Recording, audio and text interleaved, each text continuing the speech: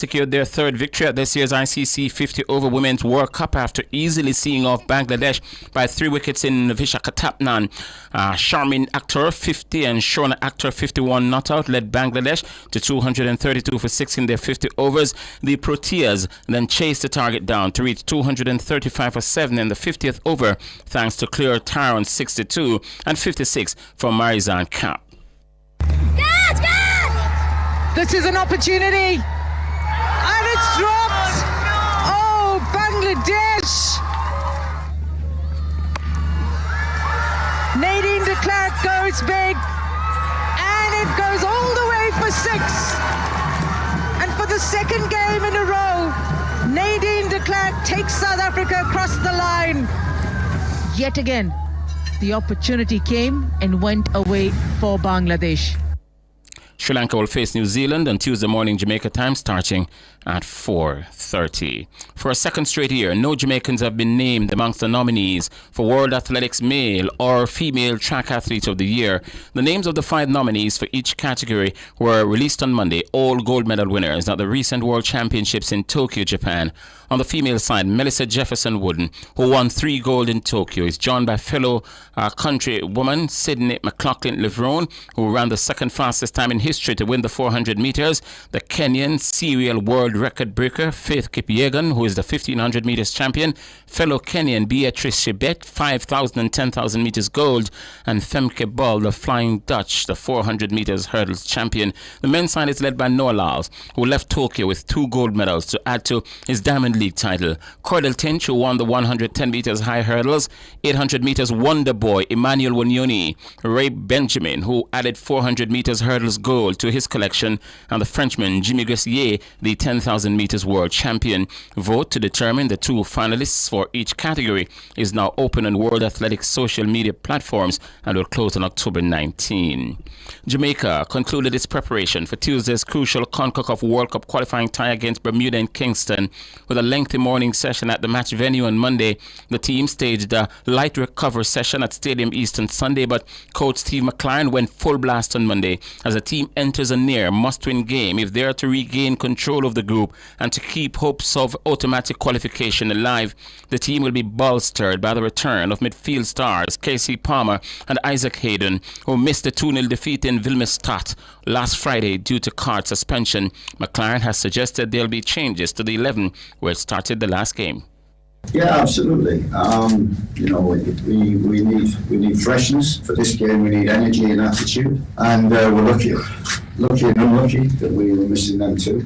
We're lucky we got them back, and also we're lucky maybe to change a few more because we've learned over the past year that the second game is always difficult, and I don't think you can play the same team, so you need to bring in energy. That's why you have a squad, and so we'll be doing that. And we have 2 very fresh ones in Isaac and Casey coming in, who are integral to how our midfield plays. Jamaica is in second place on 6 points, one behind group leaders Curacao, who will clash with Trinidad and Tobago at home. Well, in fact, the Curacao game against Trinidad will be in Willemstad. Team captain Andre Blake says he's aware of the high-stakes nature of Tuesday's assignment. Yeah, come tomorrow, we know exactly what we have to do. No game is easy. You don't win games on papers anymore. You have to go out there and you have to apply yourselves, and whenever you show up and you're not ready to play, it's going to be a difficult game. So the mindset is right, the mindset is clear, we know exactly what we have to do, and we're going to go out there and execute. Andre Blake, captain of the Jamaica senior men's football team. Kickoff for Jamaica versus Bermuda is 7 o'clock, and the Bermudans are scheduled to train at the National Stadium tonight, also at 7 o'clock. And finally, Cape Verde, ranked number 70 in the world, created football history on Monday, becoming the smallest country by area and the second by population to qualify for the FIFA World Cup. The West African nation of just over 500,000 inhabitants beat Eswatini by 3-0 at home to book their maiden appearance at the game's showpiece set for Mexico, the USA and Canada in 2026. Yannick Semedo's ball in, Edgersborn, they've got the goal, Livramento is there, the close range finish, 2 minutes into the second half, and the Blue Sharks of Cape Verde have the lead. Cross swung in, head at the back post, and it's been turned in from close range again. It's another goal for Cape Verde. This might be a chance for number 3. It's a good save by the goalkeeper, but it might be forced in. It is. That wraps it up for Cape Verde. Only Iceland, who played at the 2018 tournament in Russia with a then population of 340,000, qualified with a smaller number. Known as the Blue Sharks, Cape Verde finished top of Group D in African qualifying, finishing 4 points ahead of regular continental heavyweights Cameroon, who simultaneously drew 0-0 with Angola on Monday. They are now the 6th African country to secure their spot in the World Cup and the 21st overall.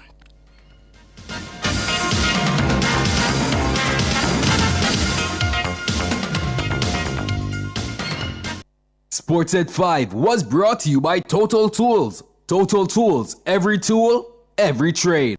From Kingston to the world, from Montego Bay to new adventures, and from Ocherius to endless possibilities. Wherever you're headed, we will proudly take you there. Jamaica's airport, your global gateway. The temperature brought to you by the Airports Authority of Jamaica is 30 degrees Celsius here in the nation's capital, Kingston. It's 25 in the western city, Montego Bay. For all your electrical needs, visit ABC Electrical Sales. They stock a wide variety of electrical supplies, including plugs, switches, panel boards, and conduits, plus energy-saving fixtures. ABC Electrical Sales stocks brands like GE, Siemens, Philips, Cutler Hammer, and Allen Bradley. They also offer free island-wide delivery just to suit your needs. Visit them at Shop 8, Hagley Park Plaza, Kingston 10, or call 876-754-3714-5 or 876-754-3825-8. ABC Electrical Sales, for a better choice in the electrical business. Every school is free of unhealthy, ultra-processed products. You know, those high in salt, fats, and sugar. If only that weren't a dream.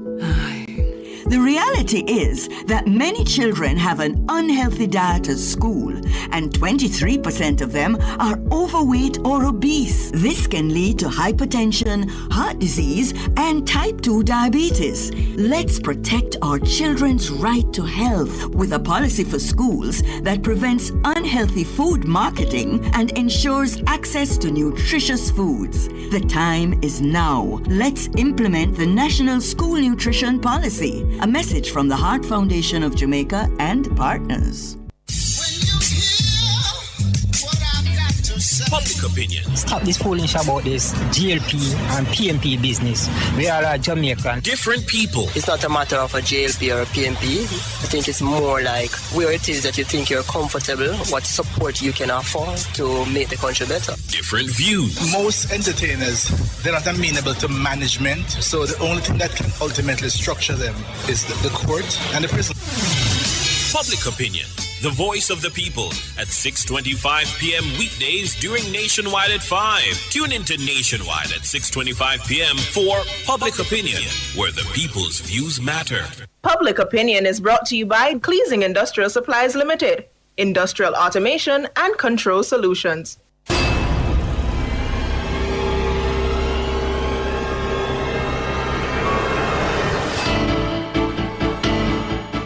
If it's in the public's interest, it's the nation's business during Nationwide at 5. The nation's business.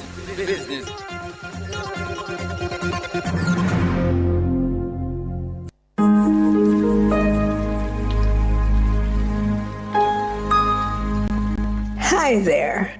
Here's some good news for these trying times. Quote, "By God's word, I can see where I'm going. They throw a beam of light on my dark path." Unquote. Psalm 119, verse 105. Listen for God's word weekdays at 5:45 a.m. and 12:55 p.m. through Oasis. Stop by for a refreshing drink and share a God perspective for the day. Oasis, weekdays 5:45 a.m. and 12:55 p.m. right here on Nationwide, a revolution in media. The rebroadcast of The Oasis can be heard weekdays at 5:45 a.m. How certain are you that you're taking proper care of your pets? How often do you take them to the vet? Just as we need annual checkups with our doctors, most pets need regular checkups too. Owning and caring for a family pet doesn't have to be a difficult or burdensome experience. Nationwide 90 FM has an exciting feature called Pets World that will help you take better care of your pets. Join Nationwide 90 FM every Wednesday at 6:50 a.m. during the program This Morning as we take you into the do's and don'ts of caring for your pets. That's Pets World every Wednesday at 6:50 a.m. during the program This Morning on Nationwide 90 FM, a revolution in media. It's Monday, get over your blues.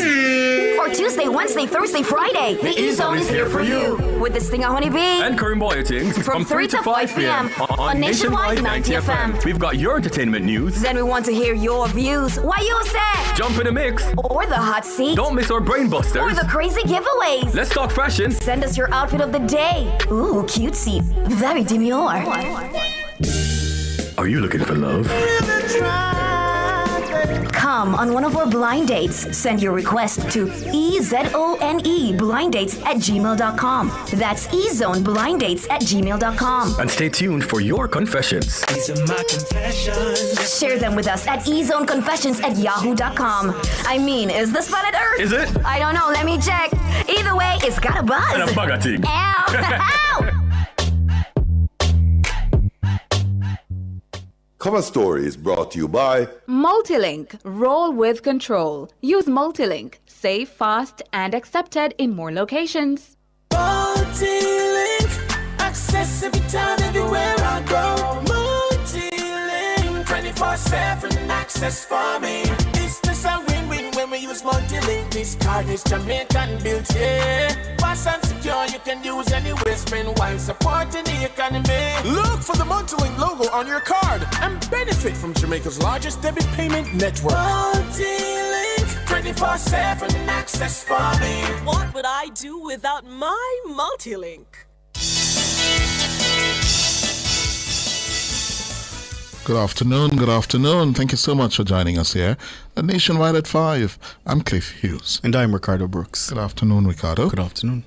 Well, in our cover story this afternoon, a question. Questions are being raised this evening whether members of a police team attempted to plant a magazine on occupants of a motor vehicle that was stopped.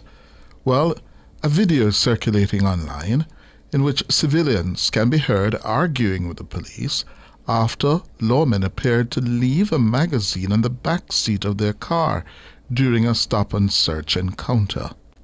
It's unclear when or where the incident took place, but in the video, occupants of a vehicle record members of the JCF conducting a search. Now, one of the JCF members was seen leaning over on the back seat of the vehicle, appearing to search it before stepping away from the car. The policeman then proceeded to ask one of the occupants for his driver's license, which was presented and checked. It's at this point that another occupant called attention to what appeared to be a magazine left in the back seat under a black bag. The video further showed a policeman taking up what appeared to be a magazine and placing it in his pocket before walking off. This was followed by another occupant of the vehicle expressing concern about re-entering the car. Here's the video.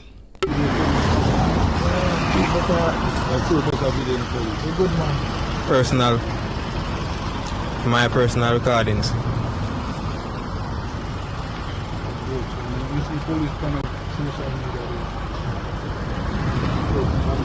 Okay. That's no problem at all.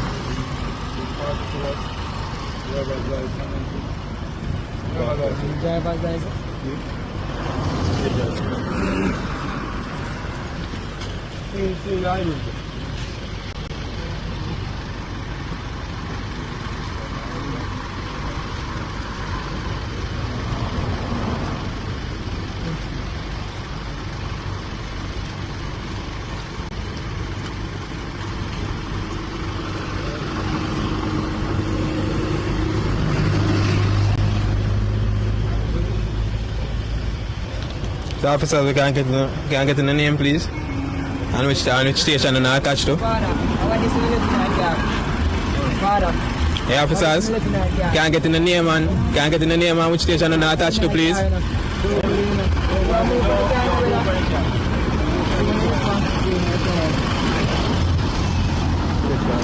Clipper on our back, sir.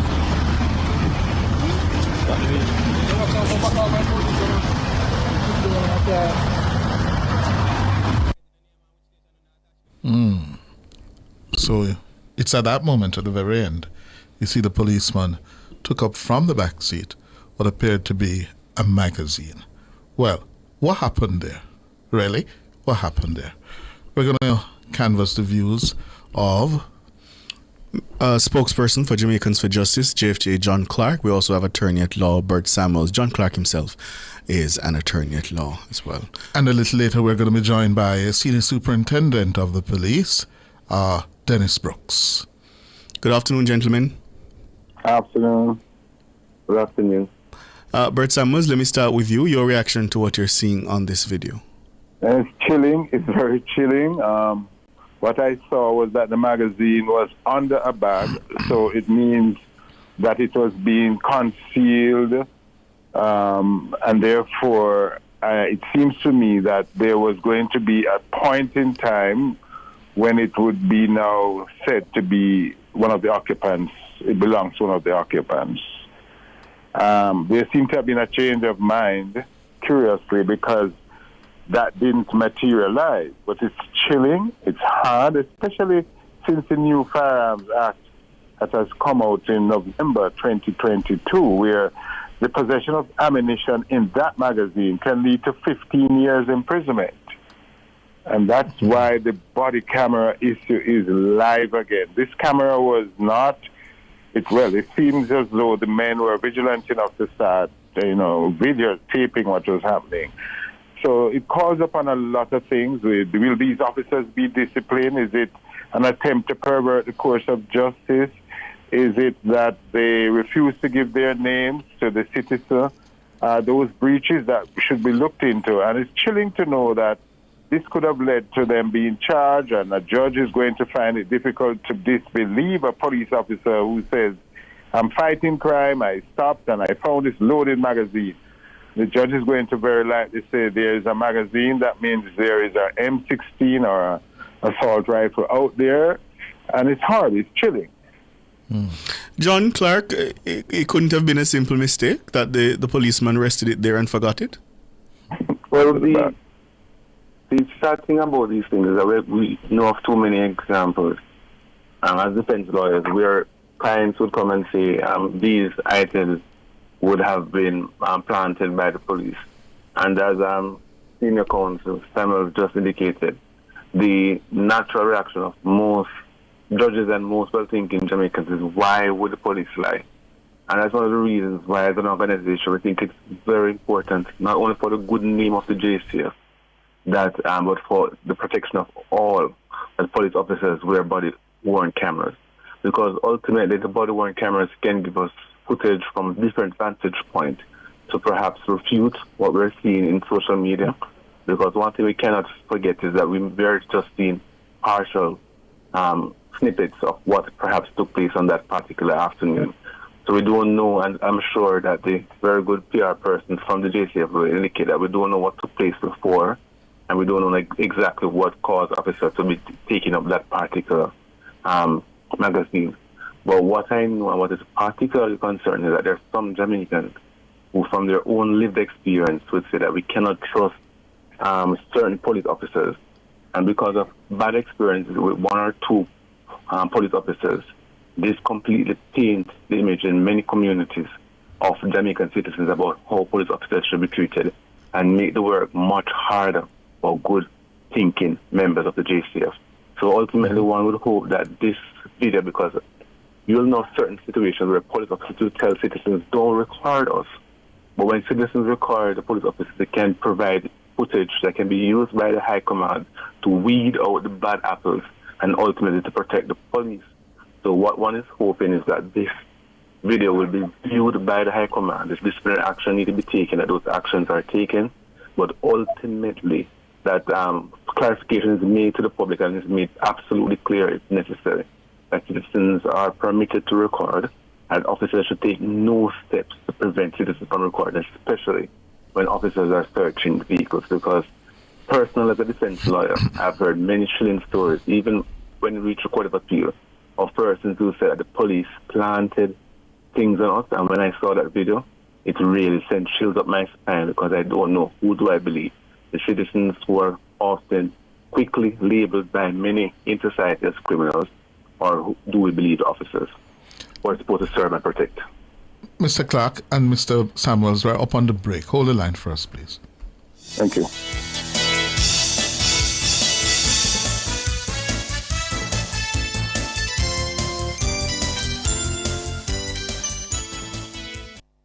Protecting your personal data is a priority for the Jamaica Customs Agency. We urge you to use the agency's official platforms to conduct your business. The time by the Jamaica Customs Agency is 14 minutes to 6.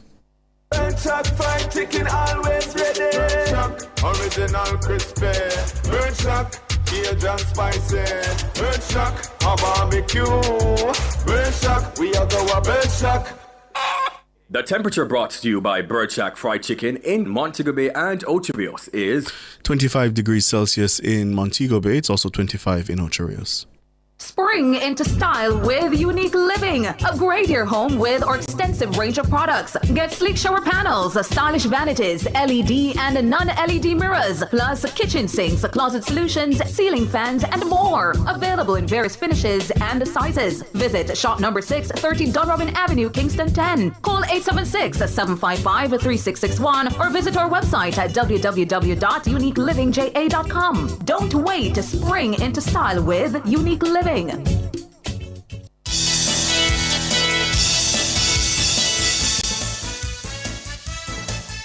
minutes going up to 6 o'clock. We are examining a video circulating online and concerns being raised whether what is seen or appears in the video is a case of the police attempting to plant incriminating what should I call it? Evidence or material? Material, that's the word. Incriminating material on the occupants of a car. We have with us two attorneys, John Clark of JFJ, Bert Samuels. And let me begin with you, Bert Samuels.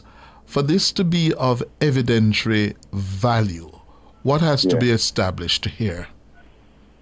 Well, firstly, the police officers would write their statement that they would have found the magazine in the car. The accused would have been questioned in the presence of the investigating officer, and he would do a question and answer, and then he would be charged for possession. And the fact that it is in the motor car on the back seat, it will raise questions how many passengers were in the car and where were they seated, and therefore that will become now a huge fight in the court, whether it's the driver who has control of the car, whether it was under a bag, and that's part of the chilling thing in this. It was under a bag. So if it fell from a police officer, it would have had to fall and then find its way under that bag. And that's very troubling. So the evidential value is that there is magazine is recovered. It would be an exhibit in the trial. It's no doubt loaded with bullets. I get it can hold up to 18, and that person is facing 15 years. And what about the custody of the tape? Oh, I see now. I see. If that tape was there, then what we would do is we would send the client would have had the tape on their phone. We would send it to the DPP's office to challenge them to find out the veracity of the tape, hoping that some Minister of Justice in the DPP's department would check the tape out to see if it is false, and in fairness would offer no further evidence. Because we have had experience where I have given the client's video to the DPP's office, and they have done the right thing. Those are the ones who are lucky enough to have a tape. Yes, and dog, eat your supper if you were not able to tape some of these things that happen. And that's right. But John Clark, what about whether the tape has been doctored, altered in any way? Because in the era of artificial intelligence, you can't believe your lying eyes. So how do we establish that in court? Well, the CCFU, I believe, the constable, they have a unit in the JCF that can assess the video to see if it is real or not. And the citizens, their persons, experts out there, I believe one of them is Sean Wenzel, who also offer services to the public to assess and verify the authenticity of those videos. But importantly, though, piggybacking on what Senior Counsel just said, is the point that in many cases there are citizens who are genuinely afraid of the police. So that means even though some persons may take the video, they may not want to make the video available for one reason or another. And also specifically some persons will say, I don't want to get involved in this particular circumstance because I know of certain examples where we ward members of the JCF may very well come and search for me and snuff me out. And what is therefore a teachable moment that we must get from this, and I hope the JCF examines that, is the extent to which we can speed up the process of ensuring all officers are mandated to wear body-worn cameras, and that citizens, it's made clear to those officers that citizens should be encouraged to video the encounter for their own protection and for the protection of the JCF and its good name, because that particular footage perhaps can be shared with the High Command, and if there are persons who need to be weeded out to protect the public, then hopefully the High Command will take that action to ensure that only the persons who remain in the JCF are those who deserve to wear the uniform. Mr. Hughes. Yes, Mr. Samuels. I want to make a point here. My understanding of a search of a vehicle is that for the protection of the police officer who is searching, the other officers are to stand back with their arms ready to protect him, but he should enter the vehicle without any arms himself, possibly gloved, so that there is no ability, there's transparency that he took nothing into the vehicle while searching it. So it seems to me there was a breach of protocol, and the police should be checked on this. Whether a police officer should enter your car where there are more than one police officers with anything in his hand or anything that can be left there. He should actually show his clean hands to the citizen, then enter, and the citizen is looking at the search while he has the protection of armed officers so that nothing can, become of him. But I think there was a breach for anyone to have entered that car with any magazine. Thank you, Mr. Samuels. Mr. Clark, thank you very much. Yes. All the way. And we're going to get a reaction now from the Constabulary Force through its Senior Superintendent and Strategic Communication Advisor, Dennis Brooks. Good afternoon, Dennis. Good afternoon, Cliff. Good afternoon, Ricardo. And good afternoon to your listeners and viewers.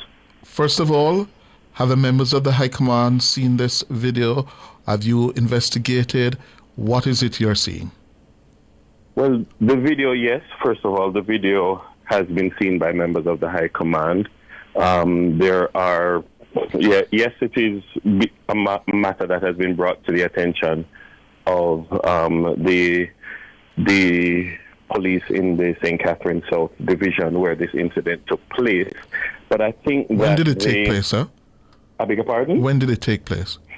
And where? To my knowledge, the information that I have at this time would suggest that it took place yesterday in the St. Catherine South Division in the vicinity of Nago Head. Okay. Go ahead. The information that I have is that the police saw a vehicle speeding out of the gas station. There were men in the vehicle who were shirtless. Out of just due diligence, the police stopped the vehicle. The men said that they were coming from playing football. They asked to search the vehicle. They were allowed to search the vehicle. The men said that they wanted to record. Police said, sure, go ahead and record. There are protocols. You're going to search a vehicle. You have to search it in the presence of the person. So they are obviously watching the search take place. The information that I have is that while the search, the officer's rifle was handed to his colleague and he began to search the vehicle. However, there was one magazine that he had lodged in his ballistic vest, and he searched the front and rear of the vehicle, and while exiting the vehicle, the magazine was dislodged and left on the seat. It was brought to his attention by the young men, to their credit, and they were actually commended for bringing it to his attention, and he retrieved his magazine. I think it would have been extremely foolhardy on his part to try to plant the government's magazine with the government's rounds that he signed for when he would have left the station, and he would have had to have given an account for when he reached back to the station.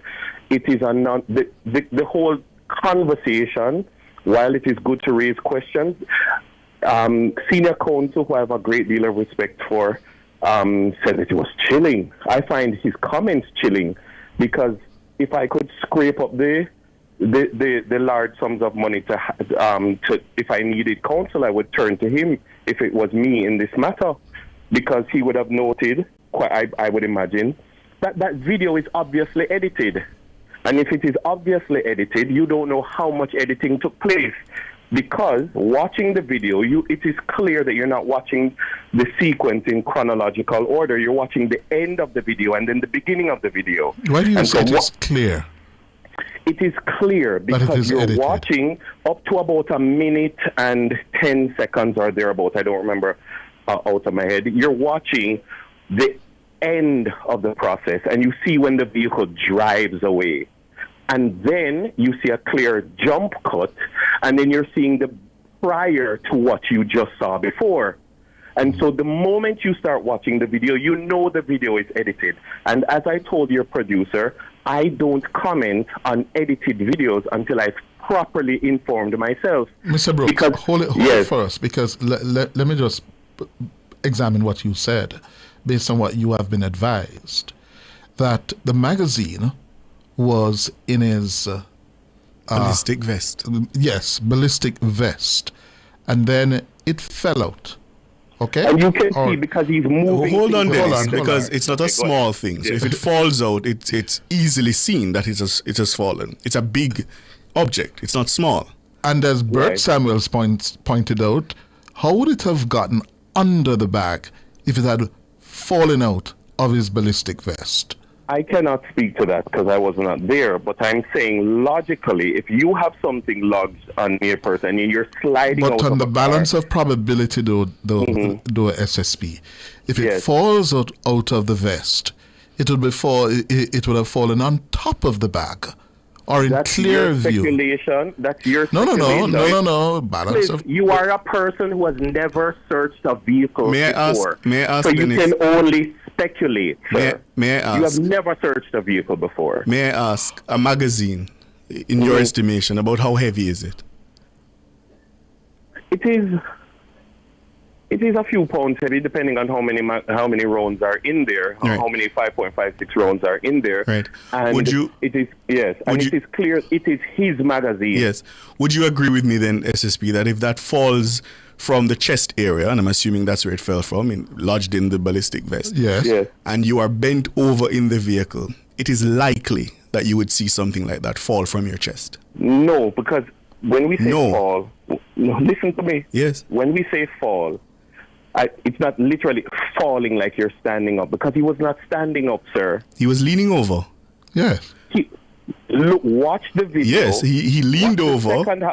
Sir, watch the second half of the video, then watch the first half of the video. That may give you some indication as to chronological order. He was told by the young men that he left something in the car. He immediately went to the front of the car where he was searching first, and then he went to the back of the car where he was searching second and identified that he had left the magazine. I cannot speak on his behalf. Yeah, but you can say, SSP, that it is, and this is what I'm trying to get at, that it is reasonable if something that you say is fairly heavy, a few pounds, falls from your chest area, you would detect that it has fallen. No, not necessarily, because... So you expect the Jamaican people, SSP, to believe that this magazine... My question? No, Mr. Brooks, allow him. That this magazine fell, SSP. And you are saying it fell, and I am saying you have never worn a... Okay, let me use the word you used, dislodged. Right. Became dislodged. Onto the seat, from what we're seeing, under a bag, and you're saying the lawman did not detect that. Have you ever carried the weight of a can you just ballistic answer that question for me before you pose one to me? I cannot tell you what he detected or what he didn't detect. But certainly you've received a report of the incident. And I'm saying clearly, yes, he did not realize that the magazine was dislodged. Yes. You have never worn a ballistic vest. Okay. All the accoutrements. Just let me answer. I think most Jamaicans know I've never worn a ballistic vest. Right. If then it became dislodged. Hold on, I'm in the middle of my answer to your question. I am saying that there is that in wearing a ballistic vest and all the other accoutrements that a policeman has on his person, I cannot say that he should have noticed that it was dislodged. I leave that to iProbe and Indicom. Good. So what I wanted to get to know was what Senior Counsel said earlier. Is there a policy or any kind of directive that a policeman entering a vehicle must rid himself of all kinds of, what's the word you use? I want to be technical. What's the word you used? Accoutrement. Right. In entering the vehicle such that he can't leave anything in it by accident or intentionally. Is that a policy or directive of the JCF? There are clear policies on how to search a vehicle, yes. And does that involve ridding himself of accoutrements? There are clear policies on the search of any premises or vehicle. Does that include, you've told me that there are clear policies. I'm asking what it says. Does that include... And if you did not interrupt me before I finished, Mr. Brook, we're running out of time, SSP. That's why I was trying to move it along. I am saying there are clear policies in relation to how these things are searched. And of course, if the search of the vehicle is the subject of an iProbe investigation, I'm not going to comment in the public sphere about the quality of his search. Very well. Because that is a matter that would be for clarify internal for me, probing. Mr. Brooks. You said it would not be sensible because for him to have attempted to plant, as it is being suggested here, that magazine, because it is clearly identifiable. It has some serial number, some identifier on it. Does it? Yes, and I'm saying to you. What is that identifier? I'm saying to you that I have been notified by his superiors that those were his rounds assigned to him that he had to account for before and after duty. What is the identifier on it? But all rounds have identifiers on them, and all magazines have identifiers. And I'm asking you because I don't know. My listeners don't know. What is that identifier? I'm saying, bear in mind that there are not just law-abiding citizens who are listening to this conversation. I'm saying there are markings pertaining to the Jamaica Constabulary Force that the Jamaica Constabulary Force and other persons in ballistic investigations would know. Markings. That's what it comes down to, right? Yes, sir. And also bear in mind the fact that there are accounting systems in place being certified. In terms of our systems being certified, it stands to reason that he cannot leave with a certain amount of rounds, a certain number of rounds, and not come back with without being able to account for the government's rounds and the government's magazine. And I'm saying, though you can admit that maybe there were questions that you raised, and reasonable questions that a well-thinking journalist should raise. But what I'm saying is, be careful on the conjecture, because I've seen the comments already saying that the young man must go to prison. And I'm saying even senior counsel on your program earlier would guard against that kind of a commentary. And Mr. Dennis, Mr. Brooks, SSP Brooks, those comments are made because we live in Jamaica. And we have had, Mr. Brooks, allow me please. Mr. Brooks, no, you're not going to complete what I'm saying. Allow me. The history of this country and this JCF is replete with police planting evidence. That is the ecosystem we operate in. Thank you, Mr. Brooks. Thank you, SSP. The headlines are next.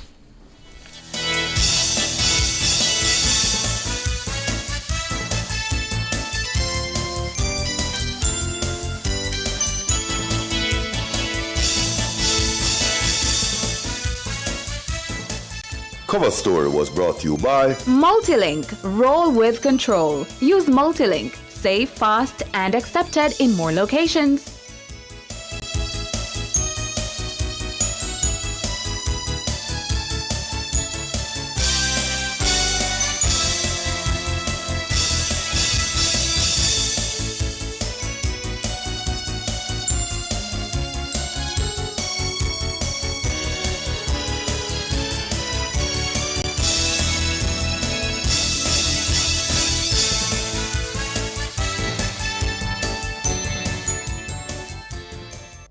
The time brought to you by Guardian Life. Live secure, live easy is 6 minutes after 6.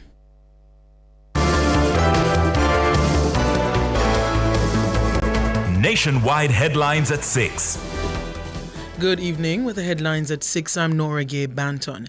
There are concerns being raised online about whether a police patrol team planted a magazine during a traffic stop. The incident was caught on video. It's unclear when or where the incident took place, but in the video now being circulated on social media, a man records members of the JCF searching a car. At one point in the video, a policeman is seen retrieving a magazine that the occupants of the vehicle alleged had not been there before. One of the JCF members was seen leaning over in the back seat of the vehicle, appearing to search it before stepping away from the car. The policeman then proceeded to ask one of the occupants for his driver's license, which was presented and checked. It's at this point that another occupant called attention to what appeared to be a magazine that was left on the back seat under a black bag. What is in left in my car? Well, Anna, so in left in my car. Over there now. Yeah, move from the car now, brother. Move from the car. We clip around our back, sir. The video further went on to show one policeman taking up what appeared to be a magazine and placing it in his pocket before walking off. This was followed by another occupant of the motor vehicle expressing concern about re-entering the car. I want to them man and my youth. What them do? What's it now? You can't go and be a body. Yo, hold. Yeah, we need to go. Yo, we now go back in our car. We now go back in our car. What kind of my brother? Yes, man, them are yours. Watch out before you go in our car. That's shit on the note. That's the one thing we record them. You man all that fight in it when you come in time. You can't show me people know about it. Yeah, look at us. See how the that back in. Meanwhile, social media users are raising concerns about the conduct of the police. Murders and shootings continue to show significant decline across the island. The latest data from the JCF say that murders are down by 40% up to October 11. It says within the period 539 homicides had been committed. That's 362 fewer than the 901 murders recorded in the corresponding period last year. In the same period, shootings also saw a major decline. The JCF says shootings declined by 33%, coming in at 543 up to October 11. St. James took the top spot with the highest drop in both major crimes. According to the force, the division recorded 44 fewer murders than the 109 committed within the period last year. And calls are intensifying for a complete overhaul of the Constitutional Reform Committee. Legal experts and civil society groups are insisting it be the first order of business when Prime Minister Dr. Andrew Holness and Opposition Leader Mark Golding meet for constitutional talks. The matter was a topic of discussion on the JFJ-produced show Let's Talk Justice on Monday. Jamaica's road to republic has been littered with several roadblocks. Soon after a committee was was formed, the opposition members boycotted the sitting due to what Golding said was Holness's decision not to declare his stance on the country's final court. Criticisms were also levied against some of the committee's proposals, as well as its public education campaign on the matter. But it appears all hope is not lost. Holness has now invited Golding to have a one-on-one dialogue on constitutional matters. It comes after the opposition leader, who's also the spokesman on constitutional affairs, rejected a previous letter directing him to speak with Portfolio Minister Delroy Chuck. Former member of the CRC King's Council Hugh Small says the new development paves the way for a more effective panel. I do not recommend that we follow the structure that was in place when I served on the Constitutional Reform Committee. I think that the Prime Minister and the Leader of the Opposition should put on their agenda the establishment of a Constitutional Commission of Parliament, and that the chairmanship and membership of that commission should reflect professional expertise, which would include lawyers and academics, civil society representatives, youth representatives. Business sector should also be involved. Founding director of the Institute of Law and Economics, that's former member of the King's Council of the Constitutional Reform Committee, King's Council, Hugh Small. Those were the headlines at 6. Sam Norgay, Banton Sports is next.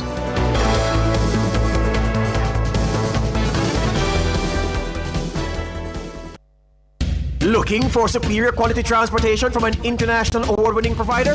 Well, look no further. Choose Island Car Rentals, Jamaica's leading car rental company, setting the standard for road transportation in Jamaica. For over 50 years, Island Car Rentals has been your trusted partner for reliable, top-quality vehicles. But we're more than just a car rental company. Need an airport transfer at any hour? Heading out of town and want to travel in style with a private chauffeur? Need a truck to rent for business or personal use? Or maybe you need a customized shuttle or tour for a large or a small group. Whatever your transportation need, Island Car Rentals has you covered. Call us today at 876-926-8012 or 876-929-5875 or visit www.islandcarrentals.com to book your next trip. Because Island people take better care of you. MSME operators, the NWC MSME Amnesty is a lifeline. Grab it. Apply between September 1 and November 30, 2025. Visit nwcjamaica.com. Email us at customercare@nwc.com.jm. You can also visit any commercial office or dial 888-NWC. Get a 50% debt write-off on your small commercial account if you pay all other outstanding debts or sign a payment agreement to do so in 3 months. Apply today.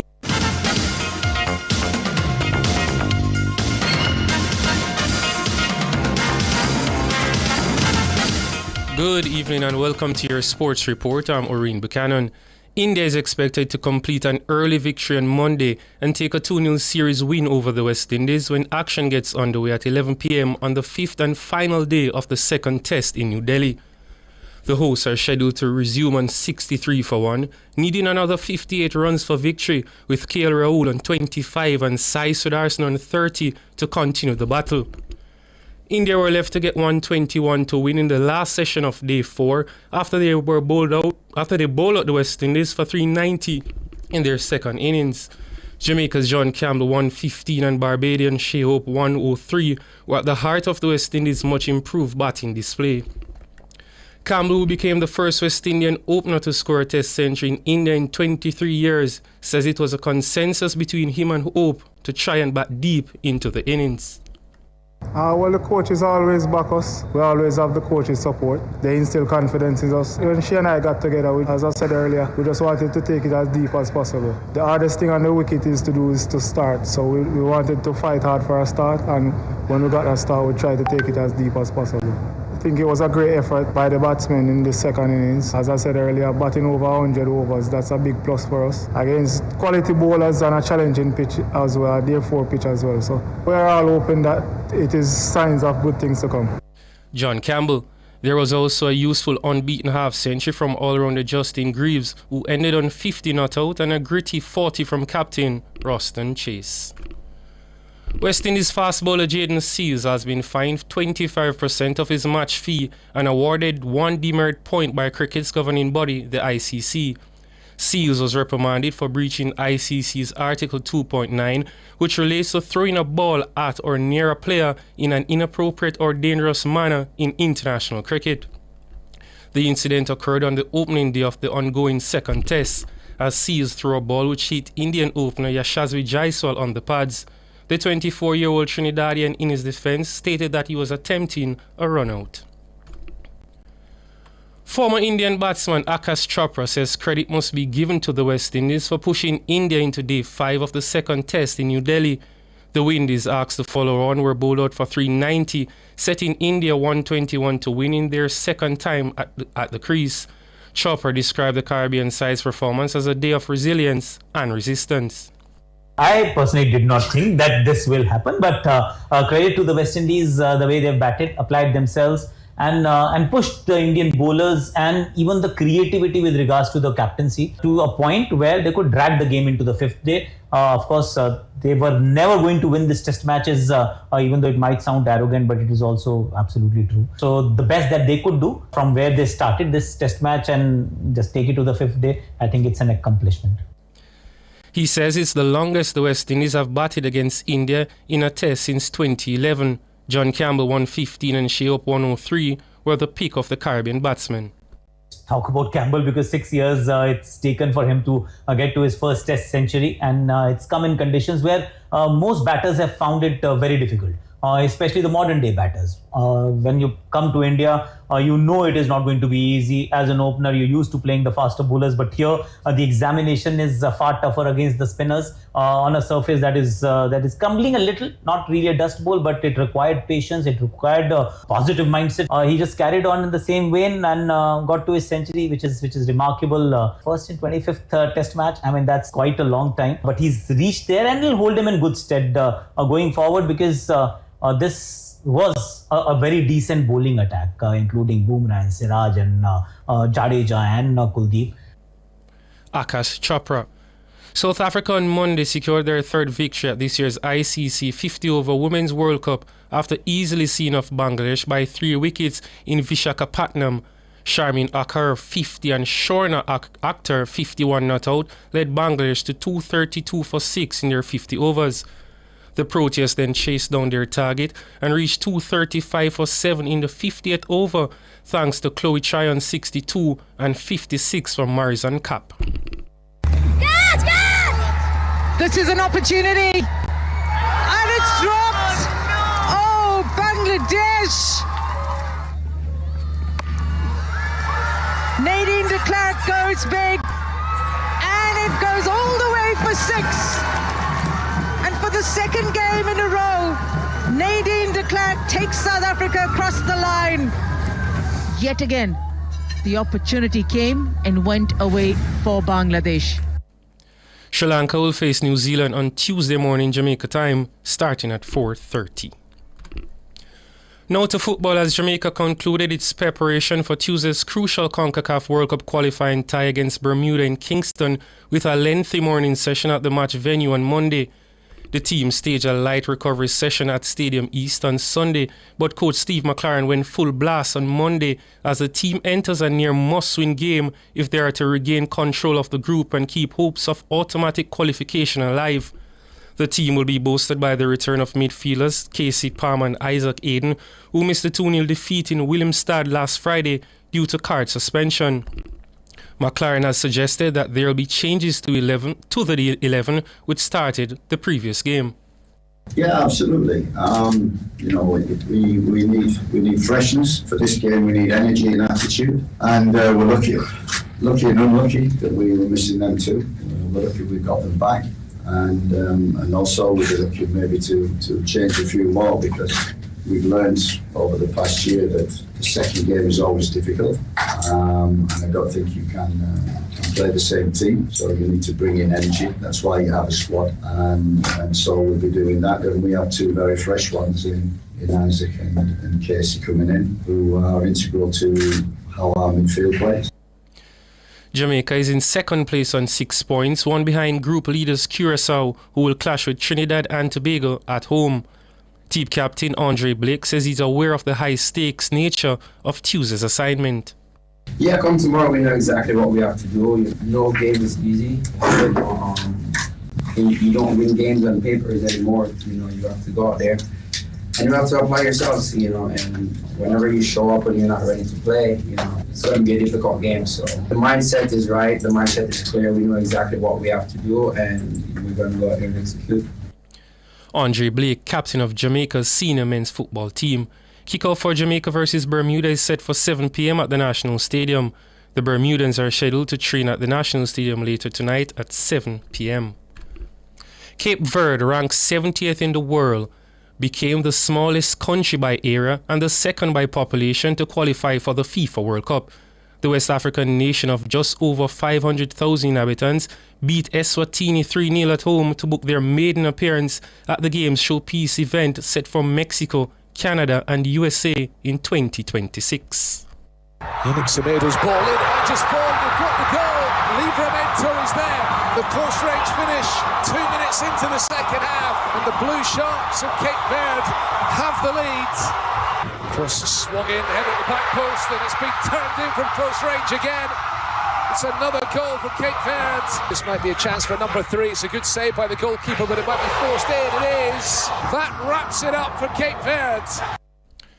Only Iceland will play at the 2018 tournament in Russia, with a then population of 340,000 people, qualified with a smaller number.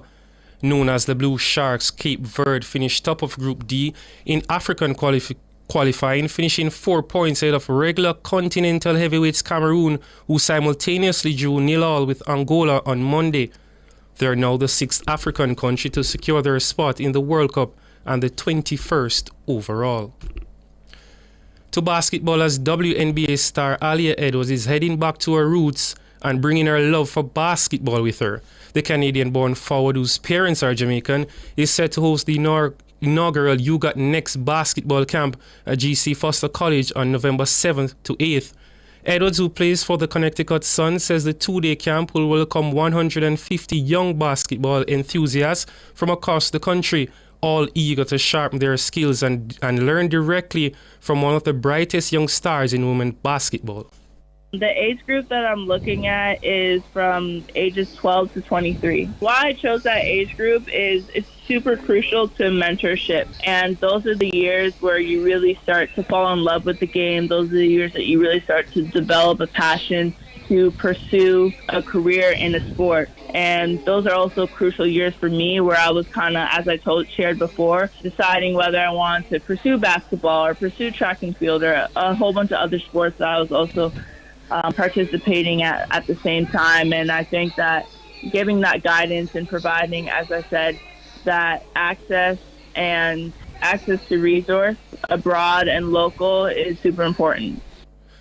The camp is designed specifically for young female athletes, focusing on developing fundamental basketball skills, building self-confidence, and fostering leadership both on and off the court.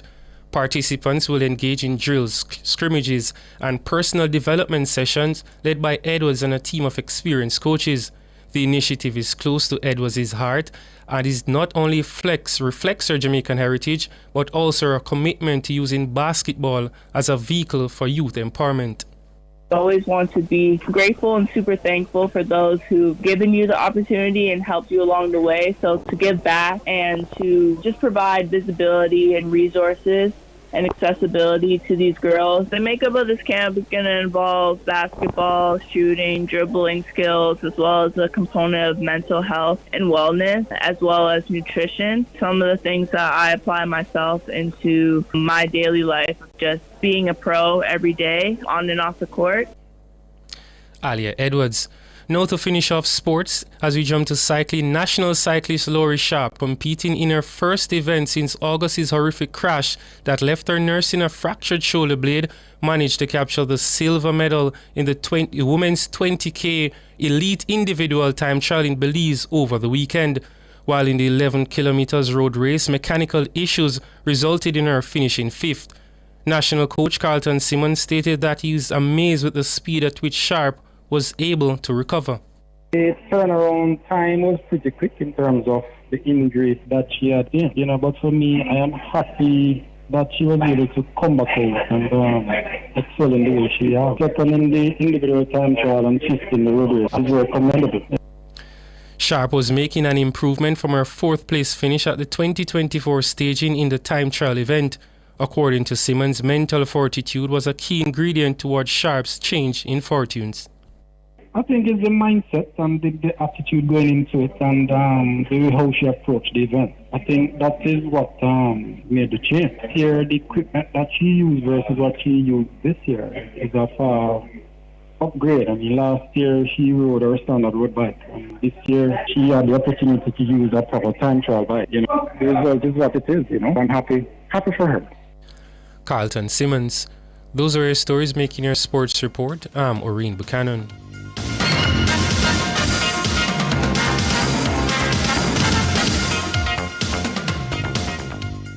For all your scales and food processing equipment, call Advanced Scales and Equipment Limited at 876-968-9612-5. The time by Advanced Scales and Equipment Limited is 6:25.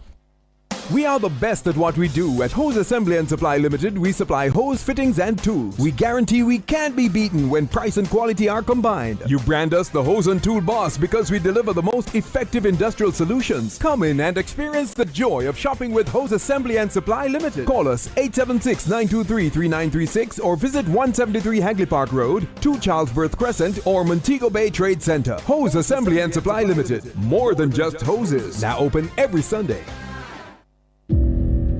Cliff Says is by far the most popular mid-morning radio segment in Jamaica. Cliff Hughes shares his views on the hot-button topics of the day, editorializing on various issues in the news, breaking news stories, and expounding on stories. Cliff Says sets the tone of the show for the rest of the day. Join the award-winning journalist Cliff Hughes weekdays during Cliff Hughes Online at 10 to 10:30 a.m. Join the revolution in media. Cliff Says is brought to you by Educom Credit Union, providing value through service, and Hyundai, modern premium affordable vehicles. Do you have a consumer-related issue? Want to learn more about matters concerning you as a consumer? Well, keep it locked to Nationwide 90 FM for the Consumer Hour with me, Nora Gay Banton, weekdays from 9 to 10 a.m. For all your consumer-centric matters, stay tuned to the Consumer Hour on Nationwide 90 FM, a revolution in media.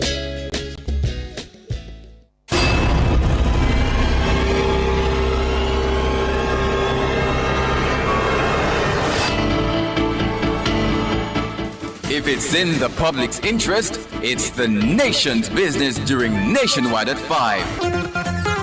The nation's business.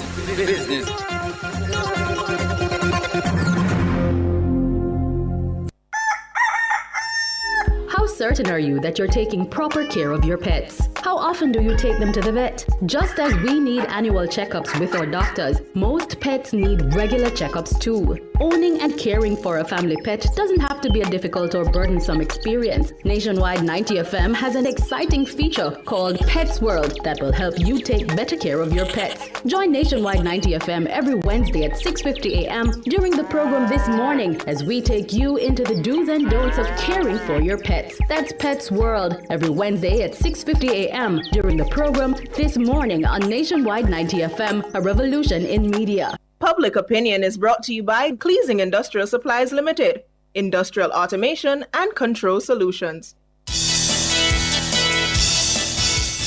Good evening, and welcome to Public Opinion. I'm Roby Ann Williams. A special one to our friends on our YouTube platform. Thank you so much for tuning in. We want to hear from you, so we ask you to weigh in live in the comment section on today's Public Opinion. It's yet another Monday. It's a Monday evening. I hope the day was good for you all, as it was for me. We're alive and well, so let's give thanks. So we're taking it over onto the Middle East. U.S. President Donald Trump and several other world leaders signed a Gaza ceasefire deal during a summit in Egypt. Now, Trump hailed it as a historic dawn of a new Middle East in remarks before the Israeli parliament. This came after Hamas returned the 20 remaining living hostages in Gaza to Israel under the U.S. brokered deal. It also handed over 4 coffins with the remains of deceased hostages. According to Israeli authorities, now some 250 Palestinian prisoners and more than 1,700 detainees from Gaza held by Israel without charge have now been released. So some progress, yes? In public opinion, we're asking, you've been seeing the images, you've been watching the videos, reading the stories coming out of the Middle East, the humanitarian crisis, the children starving, adults starving. You've been seeing these images for quite some time now. What's your reaction to the Trump brokered ceasefire in Gaza? What do you make of it? What do you hope to see come from it? Is this the end? Let me see the comments on our Facebook platform. Audley Phillip is saying, like Trump or not, but his success at getting this war stopped is indeed remarkable. Noel Bartley asks, which ceasefire Trump brokered? Philip Jackson is saying, it's a great move. What he should seek to do is to realize the USA is world gateway. He should be an olive branch to other countries that look to the US instead of making life harder for them. He's saying we would have a better world. That's from Philip Jackson right there. If you're just joining us, we're inside the court of public opinion. What's your reaction to the Trump brokered ceasefire in Gaza? The Palestinians, the some 250 Palestinian prisoners and more than 1,700 detainees from Gaza. They were held by Israel without charge. They have now been released, and Hamas returned the 20 remaining living hostages in Gaza to Israel under the U.S. brokered deal. Your reaction to the Trump brokered ceasefire in Gaza? That's the public opinion question. Going on over to our YouTube to see what's being said. Greetings to you, Chinbella. Let me see if I can get in some more. I see a lot of people still talking about the other incident over there that we were making reference to during our cover story. Yeah? Greetings to you, Michael Clark. I mean, it's always good. A ceasefire is always good, you know? No more war. World peace. And that's what we believe in. Let me see. Okay, still about that. All right. Thank you so much for your participation over there on Facebook. The Business Report is up next.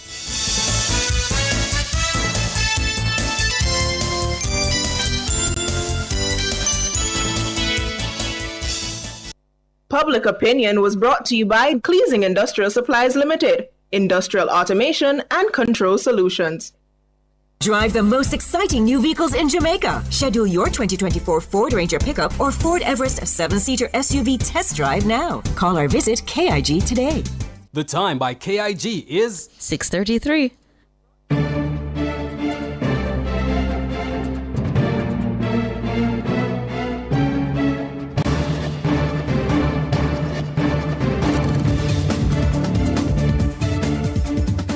Good evening and welcome to Nationwide's Business Report. I'm Robianne Williams. U.S. President J.D. Vance has warned of further workforce cuts in addition to the thousands of jobs already axed if the government shutdown is not resolved. He says the longer this goes on, the deeper the cuts are going to be. He was speaking with Fox News.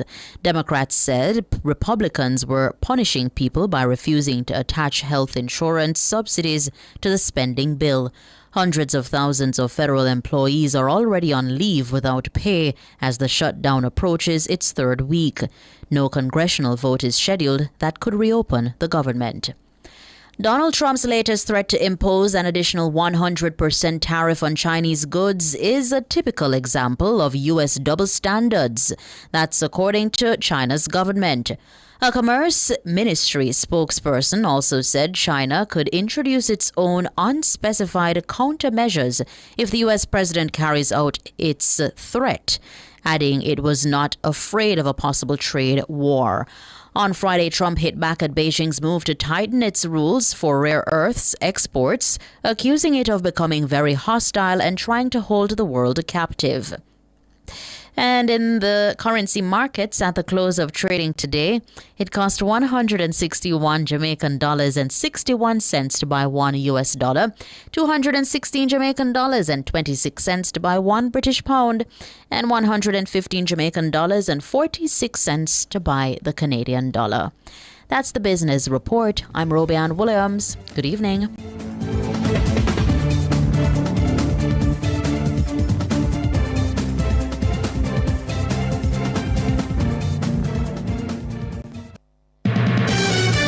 Give your team a glow up at the 2025 Business and Personal Etiquette Conference on November 6th at the Jamaica Pegasus Hotel. Procure the presence, polish, and professionalism to make your team unforgettable. Hosted by Make Your Mark Consultants in partnership with Caledonia Outdoor Advertising, Visual Tech Solutions, Nationwide 90 FM, Main Event, and more. Register now at makeyourmarkgroup.com or call 876-978-6001 for the Business and Personal Etiquette Conference.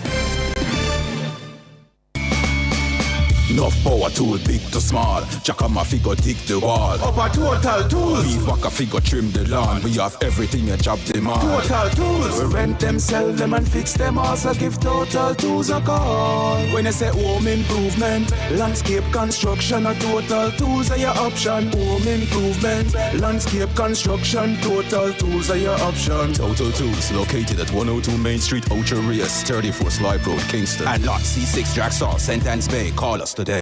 Looking for superior quality transportation from an international award-winning provider? Well, look no further. Choose Island Car Rentals, Jamaica's leading car rental company, setting the standard for road transportation in Jamaica. For over 50 years, Island Car Rentals has been your trusted partner for reliable, top-quality vehicles. But we're more than just a car rental company. Need an airport transfer at any hour? Heading out of town and want to travel in style with a private chauffeur? Need a truck to rent for business or personal use? Or maybe you need a customized shuttle or tour for a large or a small group? Whatever your transportation need, Island Car Rentals has you covered. Call us today at 876-926-8012 or 876-929-5875 or visit www.islandcarrentals.com to book your next trip. Because Island people take better care of you.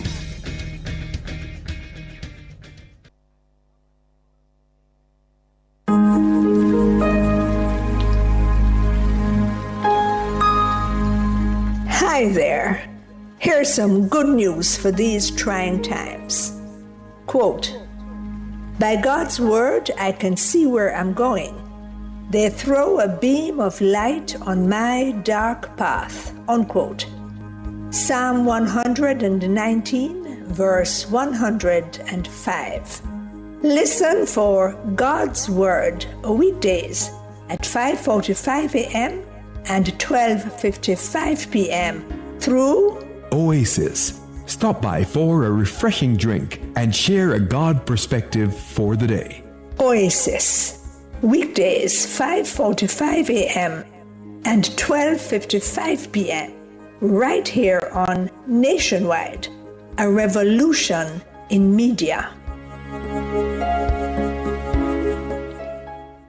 The rebroadcast of The Oasis can be heard weekdays at 5:45 a.m. I'm Dennis Brooks. I'm Alan Campbell. I'm Floyd Green. And I'm Garth Williams. Catch us on the Jamaican Dads podcast right here on Nationwide 90 FM, Thursdays at 8 p.m. with a repeat on Sundays at 6 p.m. The Jamaican Dads podcast is all about providing men with a healthy, safe, and functional forum to tackle many of the taboo topics that concern our masculinity. Like everyone else out there, we're dads of varying amounts of experience who come from different backgrounds and and often view the world differently. We're definitely not perfect, but we are all brethren and we're all committed to this piece of rock called Jamaica. Too often, there are no safe spaces for men to explore the issues which are important to us. Plus, most of the content out there about parenthood is produced by women, for women. So we think it is important that we be the change we want to see. Follow us on YouTube, Facebook, Instagram, and Twitter at Jamaican Dads with a Z. And definitely join us here on Nationwide 90 FM every Thursday at 8 p.m. with a repeat on Sundays at 6 p.m. for the Jamaican Dads podcast. It's a revolution in media. It's Monday, get over your blues. Or Tuesday, Wednesday, Thursday, Friday. The E-Zone is here for you. With the Stinger Honey Bee and Karim Boyatings from 3 to 5 p.m. on Nationwide 90 FM. We've got your entertainment news. Then we want to hear your views. What you say? Jump in the mix. Or the hot seat. Don't miss our brain busters. Or the crazy giveaways. Let's talk fashion. Send us your outfit of the day. Ooh, cutesy. Very demure.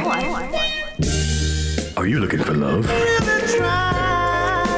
Come on one of our blind dates. Send your request to ezone blinddates@gmail.com. That's ezoneblinddates@gmail.com. And stay tuned for your confessions. These are my confessions. Share them with us at ezoneconfessions@yahoo.com. I mean, is this planet Earth? Is it? I don't know. Let me check. Either way, it's got a buzz. And a bugger thing. Ow! Ow!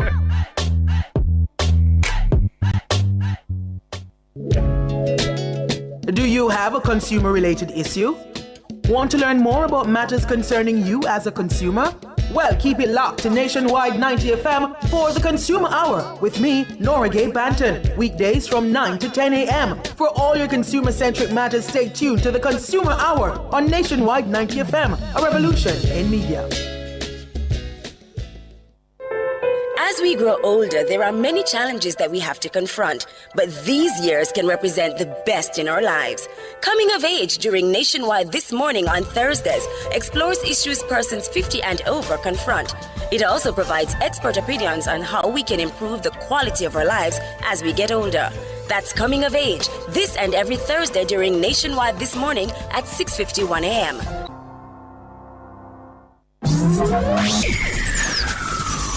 Taboo topics. Boyatings after dark. Riveting discussions. Celebrity news and interviews. Topics that are shunned by society. And everything else in between. Boyatings After Dark with Kareem Boyatings each and every Wednesday, 8 to 11 p.m. Boyatings After Dark. No topic is too taboo or hard to discuss. Come get your mind blown and your curiosity explored. Boyatings After Dark. As a parent, you give your children a good start in life. You nurture, protect, and guide them. Parenting is a process that prepares your child for independence. As your child grows and develops, there are many things you can do to help your child. Stay tuned to The Big Show, Nationwide This Morning, for parenting tips. Fridays at 6:53 a.m. Only here will you learn everything you need to know about parenting. Tips to help parents navigate the incredibly challenging and rewarding journey of child rearing. Parenting tips on Nationwide 90 FM, the revolution in media.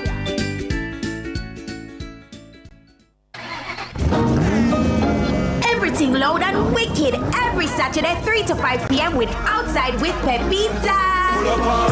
Lone vibes, lone laughs, and lone entertainment. Come on the road with we. Cause when we say Outside with Pepita, we're there all over Jamaica. Anyway, check them out. We're there. We're in on the business. Stay tuned in for prizes, surprises, giveaways, guest artists, and enough more. But hold on there. Don't forget to big up my DJ. DJ Jerome the Shell Boss, I'm gonna make your bust to pew pew with the maddest, baddest, and latest tune. So look out for Outside with Pepita. We might be coming to a town near you. You heard it here first. Outside with Pepita, Saturdays 3 to 5 p.m. on Nationwide 90 FM. The new revolution in media. Jamaica, lock it in and don't miss a thing.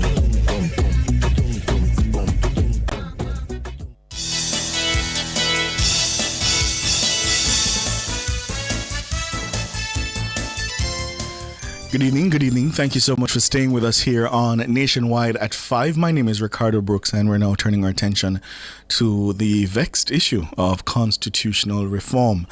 The Prime Minister has invited the opposition leader to have one-on-one dialogue on the matter, and it comes after the opposition leader, who's also the spokesman on constitutional affairs, rejected a previous letter which directed him to speak with the Portfolio Minister Delroy Chuck. In the letter, Mr. Golding said the matter required both political leaders to meet face-to-face to find a path forward on the contentious issues. Here's more in this report from Dana Davey. In a letter dated October 3, 2025, Golding reminded Holness of his remarks at the recent swearing-in ceremony at King's House, where the Prime Minister urged the opposition to partner in order to achieve abolishing the British monarchy as head of state. Here's the Prime Minister making that appeal. I recommit to leading an inclusive and consultative government. I extend my hand to the leader of the opposition to create a space for the national interest. Mark, let us partner together to complete the work we started on making Jamaica a republic. I look forward to continuing the work with all stakeholders, the National Partnership Council, the church, unions, youth, the business community, and civil society generally. Let us all work hand in hand to build the progressive and prosperous Jamaica we all want. Mr. Golding said he welcomed those words, noting that constitutional reform requires genuine collaboration. He says especially important since the government lacks the two-thirds majority in either House of Parliament to make unilateral changes. He cited past examples of bipartisan cooperation, including work between Bruce Golding and Portia Simpson Miller on the Charter of Rights, and historic partnerships between leaders such as Norman Manley and Alexander Bustamante and P.J. Patterson and Edward Seaga. However, Golding expressed disappointment that Holness, in a subsequent letter, directed him to meet with the Minister of Justice, Delroy Chuck, rather than engaging him directly. He argued that such a move undermines the very spirit of partnership Holness had publicly called for. The opposition leader in his letter stated that the Prime Minister's approach will not initiate the required partnership of which they spoke. Golding says it's himself and the Prime Minister, as the leaders of Jamaica's two major political parties, who must establish a basis for the required partnership if the reform process is not to become another exercise in futility. Golding added that given Holness's remarks were made in a public forum, he would also make his response public. The opposition leader's missive was also copied to the Justice Minister. Dana Davey for Nationwide News. And the Prime Minister, in his response, sought to clarify his earlier invitation to Mr. Golding. Here's more in this report. The Prime Minister was courteous but firm. He told the opposition leader that his government has a direct mandate from the Jamaican people to prioritize transforming the country into a republic. Dr. Holness told Mark Golding that his administration made a commitment to the Jamaican people when prosecuting the case on constitutional reform in the run-up to the September 3 general election. He said that commitment is laid down in the JLP's election manifesto. The Prime Minister told the opposition leader that the Vale Royal talks have been useful in facilitating frank dialogue and principled compromise. He's proposing to Golding that they return to the talks in the hope of moving forward in a constructive manner. Dr. Holness says the government stands ready to coordinate the necessary logistics to facilitate those talks. But before extending the invitation for direct talks, Dr. Holness clarified his earlier invitation for Mr. Golding to meet with Constitutional Affairs Minister Delroy Chuck.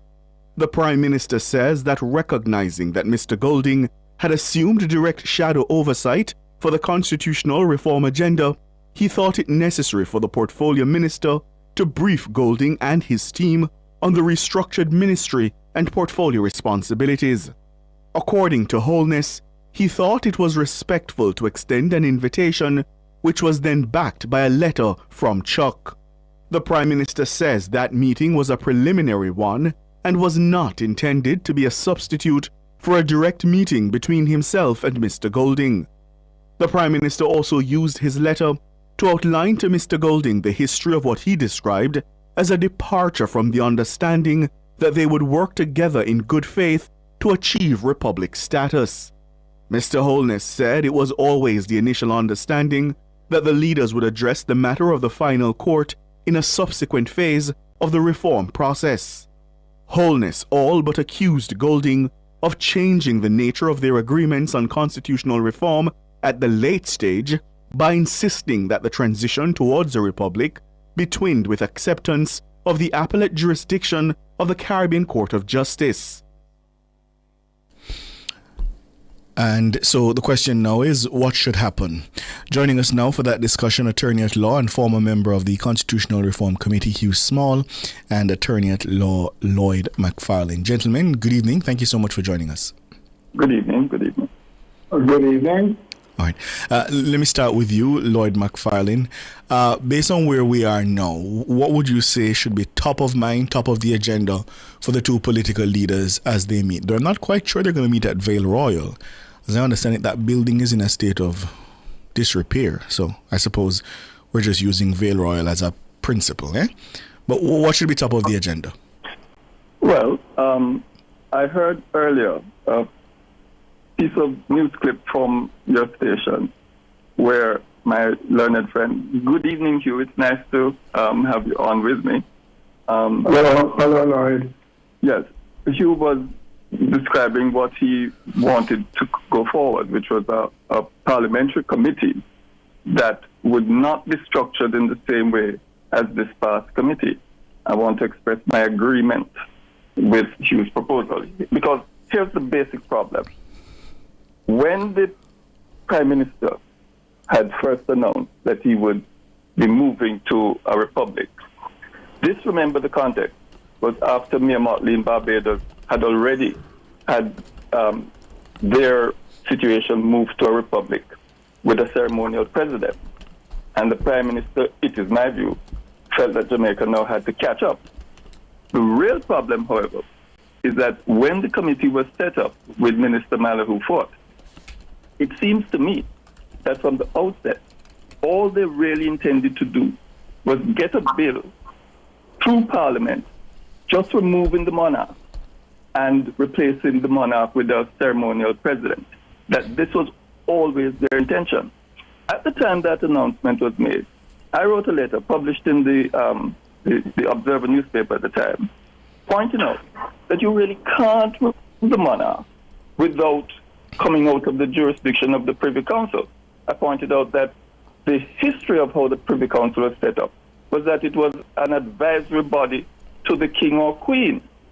And if you remove the king, who was it advising? It was really an anomalous situation that you should never have. So my position then was, you cannot be removing the monarch without also taking away the jurisdiction of the Privy Council. The problem that we've had from the outset is that for some reason, not just Holness, but Golding and other JLP leaders have never wanted to accede to our Caribbean Court of Justice for reasons that I have never quite understood and they've never properly expressed.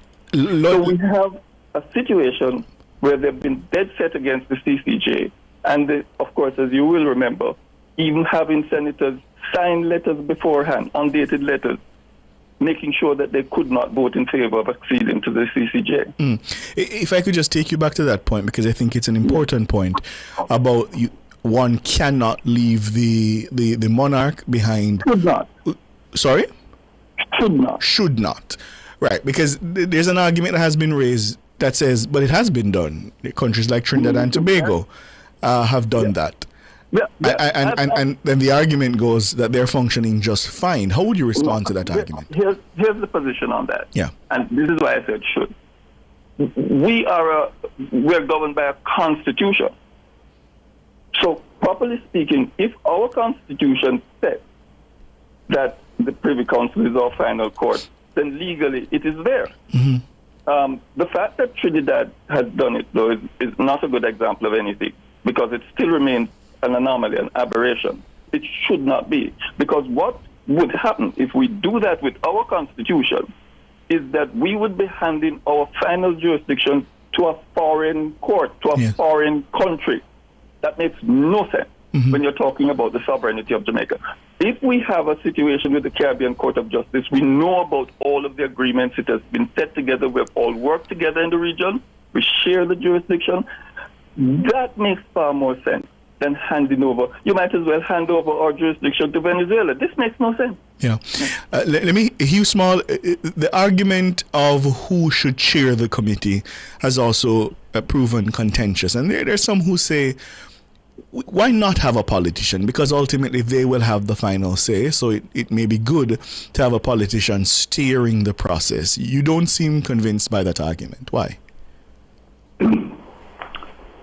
The final say in the matter will be held or will be under the control of the electorate and not a politician. And if we want to achieve a desirable end, we must try and take the process outside of the combative arena of party politics. We have had historic examples of this before. The first being, of course, when we became independent and the Constitution was agreed to in tremendous haste, but notwithstanding the fact that it was hastily done, it was agreed to, and we went forward into independence, accepting that this is our Constitution for the time being. We had another example of treating the matter as a national issue when the Charter of Rights was piloted by government under the leadership of Prime Minister Bruce Golding and with the full cooperation of the opposition under the leadership of Portia Simpson Miller. I do not want to get pulled into the argument now of whether it is absolutely necessary from the beginning, it is absolutely desirable from the beginning to twin or becoming a republic with leaving the CCJ. Leaving the Privy Council. Although I think that the argument in favor of leaving the Privy Council is intimately tied up with the whole question of the sovereignty of the British monarchy. I think that what we must do is to direct the discussion in a way that will provide support for the initiatives taken by the Prime Minister and his modification of his original stand and his agreeing to start the Vale Royal talks, which indicates that the two sides are going to sit down together and approach the matter as a national issue, not one from which either side is going to get political kudos at the expense of the other. Nobody today thinks of the Charter of Rights as an achievement of the Bruce Golding administration. Nobody thinks of it as part of his legacy. It is part of the legacy of political cooperation in our parliament that shows that when the moment comes, we can treat certain issues as being national as opposed to partisan issues. But Hugh Small, doesn't that ignore the fact that this matter of the final appellate court is a very contentious political issue? And I also wondered if you'd consider the fact that certainly opinion polls and public opinion sentiment does seem to indicate that a majority of the Jamaican people do not favor the Caribbean Court of Justice, and therefore it ought not to be an issue that we simply put aside and say we shouldn't deal with it, because it is a contentious issue that does require a conclusion. You'd have to direct me to those polls.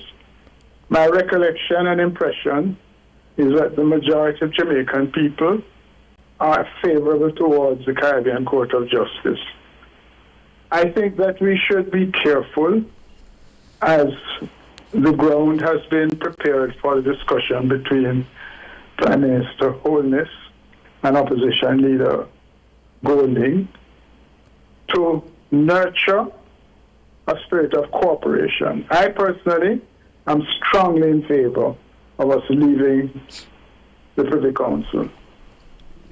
I've heard the arguments put forward by the Prime Minister. And part of his argument is that the Jamaican people should have a say in what will become their final appellate court. If that is his position, I can imagine a discussion taking place between himself and Mr. Mark Golding, in which they discuss the possibility of a referendum, one referendum that deals with both issues together. That is, leaving the monarchy and establishing a republic as one issue, and a decision to have the Caribbean Court of Justice as our final court. I am very, very reluctant to stoke the fire at this time. Yeah. Because in my service on the Constitutional Reform Committee, I saw how we kept marking time and wasting time and chewing our cuds because the same arguments were being put forward over and over, and the government had taken a position that I think is now indicated by the Prime Minister. He's prepared to start afresh in his discussion with the leader of the opposition. Yeah. Permit me to correct myself. A poll from February 2025 showed that 25% of respondents favored both actions being taken together, that's establishing a republic and leaving the CCJ. But 46% said they were unsure or did not have an opinion, while 13% said there was no difference or they did not care about the process. Yeah? So permit me to correct that. Thanks for that correction, yes. Because it's what I recall. Yes. And I do think that one of the things that we need to be doing from now is a massive program of education of the public as to the existing constitution and also the implications of having a totally foreign court that is a part of the monarchical system remain our final court as a republic. We don't have to look to Trinidad to get guidance. There's a lot of other places we can look to, including Barbados. Mm-hmm. Yeah. Lloyd McFarlane, do we have to have in this process of these mayoral talks now some consideration of, I suppose, horse trading? That the Prime Minister must be prepared to give something and the opposition leader must be prepared to give something so that we can have some compromise to move this process forward. Would you support something like that? No, I don't want compromising. I want Jamaica to do the right thing, which is, first of all, to leave the Privy Council. We've been fooling around with this for far too long, and we are perfectly capable of dealing with it through the Caribbean Court of Justice, which already has a lengthy record that it has established of being an excellent court. It is also extremely well set up in terms of its trust funds and how judges are appointed. It works well. We are already a part of it. And what is more, I have always been very concerned when we politicize what is happening with our judiciary, which is why our Constitution had allowed us to leave the Privy Council without having a referendum or anything like that. I don't want us to go into a situation where the Caribbean Court of Justice, whether we leave it or not, is politicized. So what is important is, yes, have Hughes committee set up, but the Prime Minister must accept the recommendations of that committee. This is where I'm not sure he will because of his history of antagonism to the Caribbean Court of Justice. if that committee says we want us to leave the monarchy and also the Privy Council and go to the Caribbean Court of Justice, if the parties accept it, there's no need for any acrimony or any contention.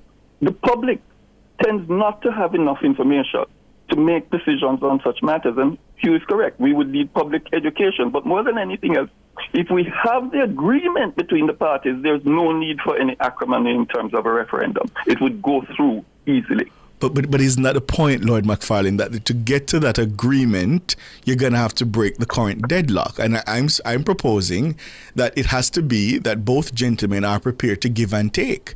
Because for 5 years now, they've held their corner and neither has really moved. And so I'm not sure how we're going to move forward unless there is some give and take. I will tell you how. Since the Prime Minister is insisting, since the JLP is insisting that they want a referendum and the people will come in on it, fine. But, it doesn't make sense just putting out something like this to the people without proper education. And in my view, the PNP can agree to the referendum if the JLP will not be getting up and making all type of arguments against us leaving the Privy Council or joining the CCJ if the parliamentary committee says we should go that court. That is the compromise that I see. I want to ask Lloyd a question. Yes. You are putting forward a very strong, hostile case for the point of view that you have always held. Right. When you look at what has happened between the swearing of the Prime Minister and today, has there been any shifting of the ground? No, none. I'm not sure why you say no, given that... Remember this. You notice in the clip that we just had, that what the Prime Minister, what the Prime Minister had said was, in relation to, he says the decisions on the final court to be left to the final phase, which is the position that they were taking even when you were in that committee. The second phase. They don't want to make that decision. And I say you must make that decision and not shunt it aside. I'm not speaking about different positions being taken over time. Yes. We've reached a stage now where the Prime Minister and Mr. Golding are going to meet in the Vale Royal talks, which is the first positive move that has taken place. I'm all for that. Yeah. Which is the first positive move that has taken place since the Prime Minister made his appeal to the leader of the opposition when he was being sworn in. The two leaders are not going to be emboldened to see the matter as a national objective on which there should be no partisan goals unless the persons who feel strongly about the desirability of us becoming a republic and having our own final court modulate their language and their persuasion in the same way in which you would worry before a jury who you knew had different points of view. You are speaking now as if you are a sixth form debater, not somebody who is trying to bring a different mood in the country to attack a problem that needs urgent national attention. Not partisan attention, but urgent national attention. The tone of voice that brought us to this possibility has not paid attention to what G2K said and what was said on the PNP side by the youth organization in their exuberance. They said, okay, let's sit and meet in the Vale Royal talks. Are you contributing to that national approach or are you stoking old fires? Well, here's the problem, Hugh. I have been for many years waiting for real reform. And I've become a cynic in relation to what different parties really are seeking to achieve. I stand firm on the position that it is in my country's interest to take certain positions in relation to constitutional reform. This is not a matter of compromising here or so on. You can have the full discussion and have a proper committee dealing with the matter coming up with their final recommendation. But the fact of the matter is that as far as I'm concerned, we should be looking at the Senate as it is presently structured. The Senate as it is presently structured does not work, has not worked, and should be structured differently. I have lots of ideas as to how we should go about this, including how we should select or elect our president. All of these things, of course, should be fully and properly discussed. And it is in that regard that I agree with you, compromise is going to be necessary. Yes. But Let me ask you a question, Lloyd. Would the Charter of Rights have become a part of the Constitution of Jamaica if it had been pursued on the basis that this is an initiative of the government that was in office at the time, and it would become a part of its legacy? Or would the Charter of Rights have become the respected document that it is, not just in Jamaica by the legal profession, but the whole society, and a pioneering document, not just in the Caribbean, but internationally? Would that have been the case had Portia Simpson Miller and Bruce Golding there were no real strong political sticking points that were there that would hold up the final passage of the Charter. And let me also mention to you that in terms of that final passage, there are areas of that Charter that I'm very disappointed with, in terms of how our political representatives allowed persons to come in and essentially intimidate them into putting certain provisions in our Charter. But it is there. And it is a Charter that the courts are now interpreting in a certain way, and we have moved forward constitutionally. We have the capacity, I agree, to reach those positions. And that is why I agree with your suggestion about that parliamentary committee properly constituted. A parliamentary commission. Gentlemen. That will report back to Parliament. Correct. And the Select Committee can look at its work, and we have 5 years in which to achieve the objectives. 5 years. If we start off with gloves and hidden swords. But here's the point. I have to leave it there, gentlemen. I'm way over time. But I really appreciate your time. Hugh Small, Lloyd McFarlane, and I think we're going to continue these conversations until those Vale Royal talks start and we get an indication of what came out of it. Thank you so much, though. Really appreciate your time. Okay, thank you. All right. We're way over time. We have another guest. We have to go to Gaza. Yeah? We're going to take the break and come back with more.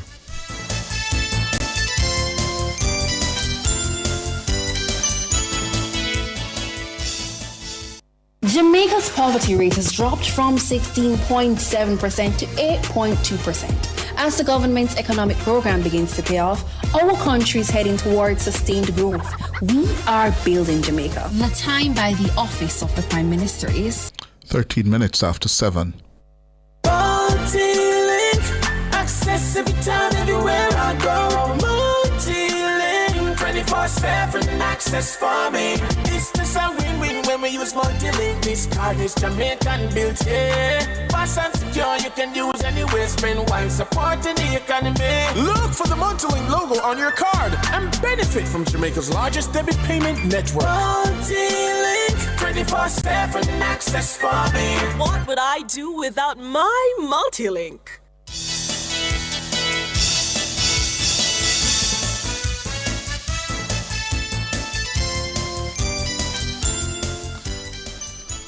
Good evening once again. We're going to move now to developments in the Middle East, where President Donald Trump today called for a new era of harmony in the Middle East during a global summit on Gaza's future, trying to advance broader peace in the region after visiting Israel to celebrate his ceasefire with Hamas.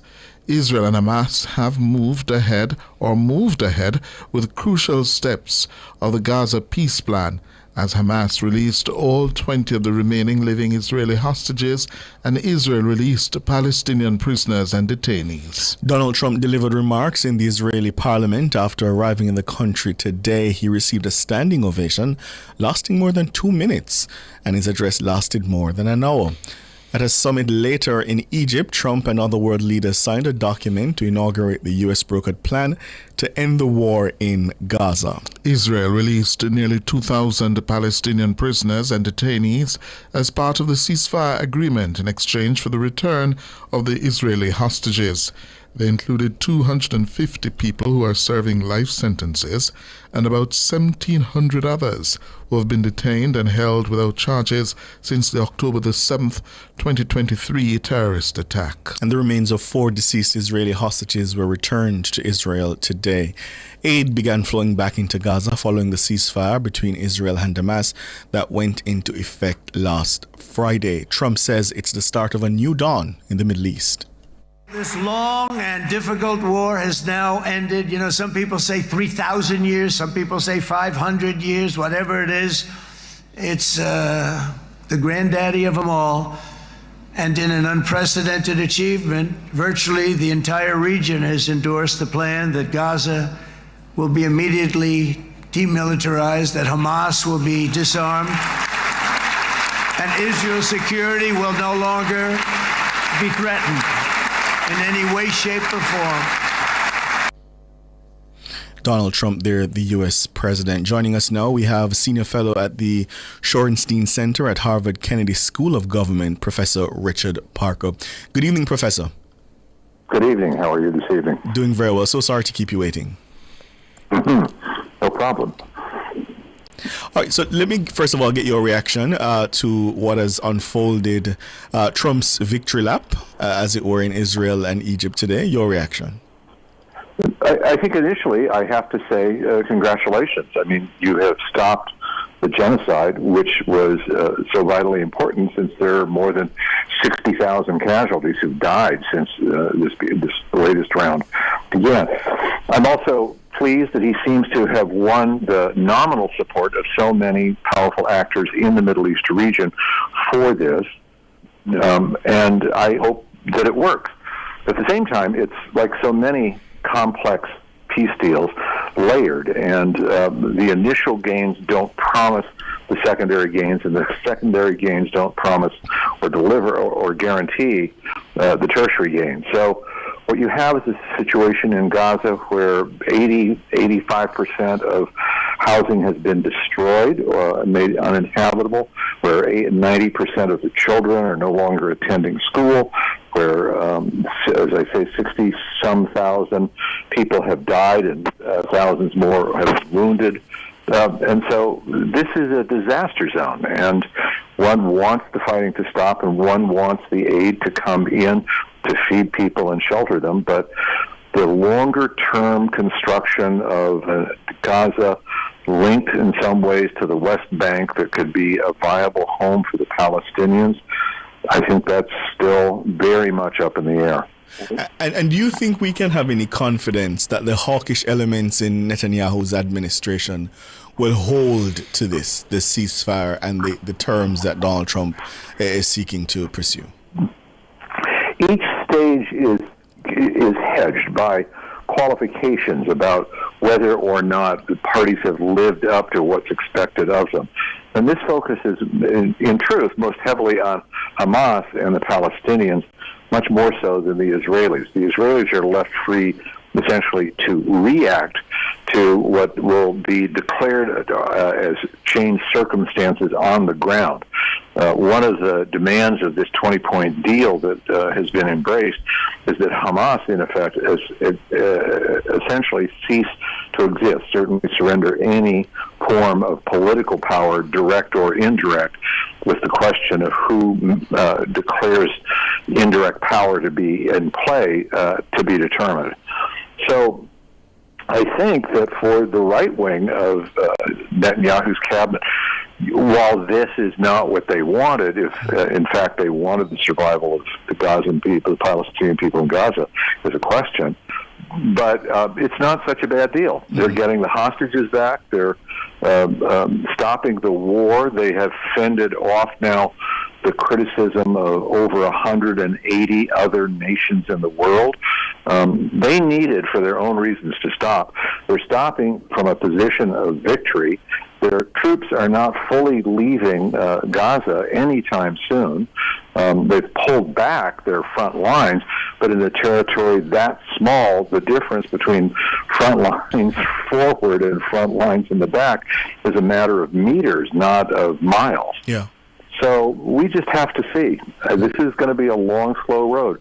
I mean, again, the important thing is that this is happening in a Middle East that has become very queerly fluid in the sense of old relationships and antagonisms breaking down, but with a very right of center and authoritarian standard, dressed up in monarchy but still very authoritarian, prevailing in the region. And in that sense, the Middle East remains a troubled, problematic region of the world, because combined with that autocracy is the extraordinary petroleum wealth of a handful of those states and their ability to deploy that wealth in a number of ways that essentially sustains a very undemocratic, anti-democratic region with close contact with the wealthiest in the world.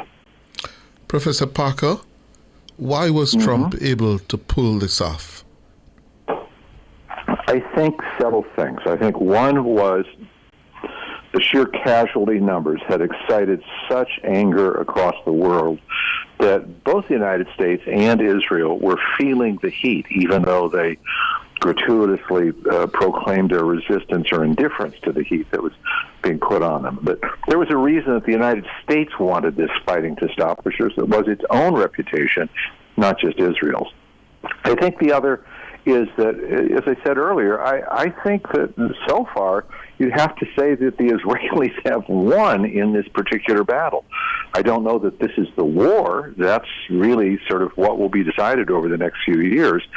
But, the crushing blow that was delivered to Gaza by the IDF is just extraordinary. And there's no sign that Israel, in pulling back and allowing some recreation of semi-normal life in this daunting little territory, retains the ability to do exactly what it's been doing, once again, if it feels so inclined. So, this is not a symmetrically balanced armistice by any means. Mm-hmm. And how is this playing back in the United States for Donald Trump? Well, I think it catches a whole bunch of middle-of-the-road folks and also Democratic elected officials badly, if you will. I'm sure that they didn't want the idea of peace coming to Gaza and peace coming to Israel to be one of Donald Trump's achievements, but here we have at least the ceasefire that is the first and quite significant opening chapter of that effort. Now, he, of course, is going to tell you that this is reason for him to be awarded not one but 10 Nobel Prizes. But, of this we shall see. I mean certainly he deserves that. Certainly he might deserve at least one, no? Yeah, well, again, I think that we have understood for a long time that the Nobel Peace Prize can be a very politically determined award. So Whether he deserves one or not, I think, really depends on whether this ceasefire holds. If it does turn into something significant in 3 to 5 years, then yes, absolutely, I think he does. Where was Henry Kissinger got the Nobel Peace Prize. I think Donald Trump might qualify. Where was Donald Trump able to find movement where Biden just found the problem intractable? Where was he able to find movement, or how? So I think that part of it is his loving embrace of plutocracy worldwide.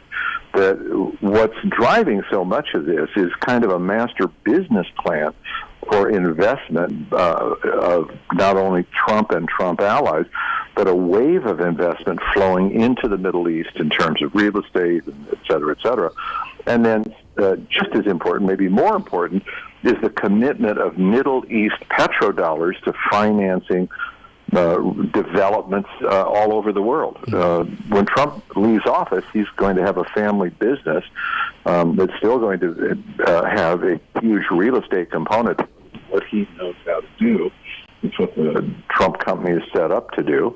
And to have an endless supply of cash from the Gulf states and the Saudis is a mightily attractive thing to do. So his willingness to bargain depends on a level of second-tier bargaining that we're going to not find out about for years to come. The Qatari $400 million gift of a jet aircraft that's going to become effectively his personal aircraft when he leaves the White House. It's just one visible example of what has got to be a much more extensive joining of, this pushy plutocrat from Florida with the plutocrats of the sheikh plutocrats of the Middle East. Yeah, I'm reading former Vice President Kamala Harris's book 107 Days, and she makes the point that she thinks a part of the reason why the Biden administration wasn't going to get anywhere was simply because Netanyahu did not like Joe Biden, and he didn't want to give him a win. Is she right? Right.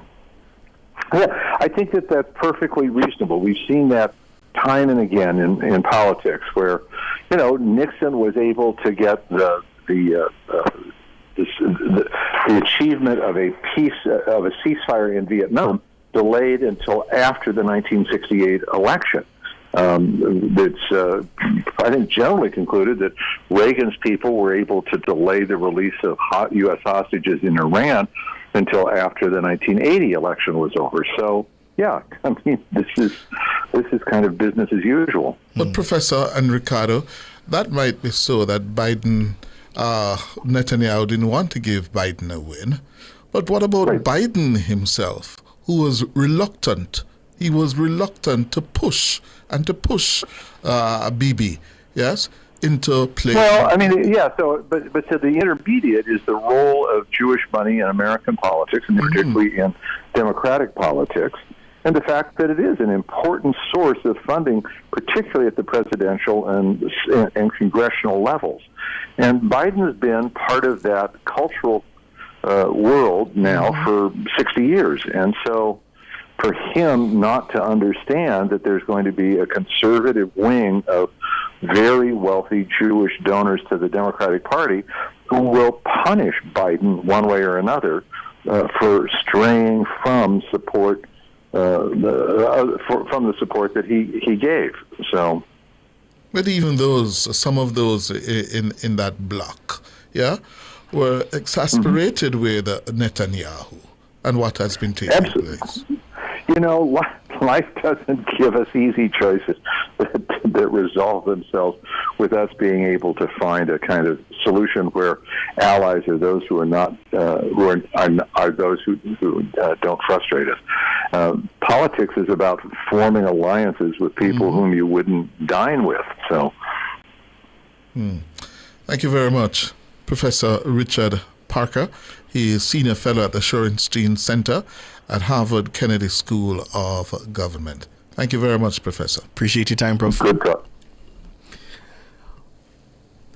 It's time now for Book's favorite segment, The Watchman, and then we'll take your calls. You know the number, 630-937-124, 618-8255.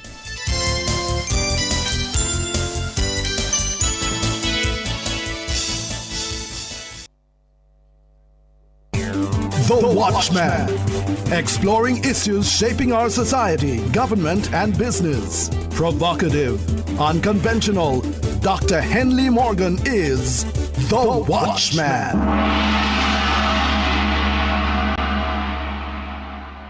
Good evening. Living a myth. Dr. Kevin Blake came to the post of Commissioner of Police earlier this year, shooting from the hip. Pun intended. One of his first salvos came in an exchange with Jamaicans for Justice, JFJ. The human rights group charged that the doubling of police killings this year compared to the same period last year is cause for concern. CP Blake fired back a terse response. I quote from the February 22, 2025 edition of the Daily Observer.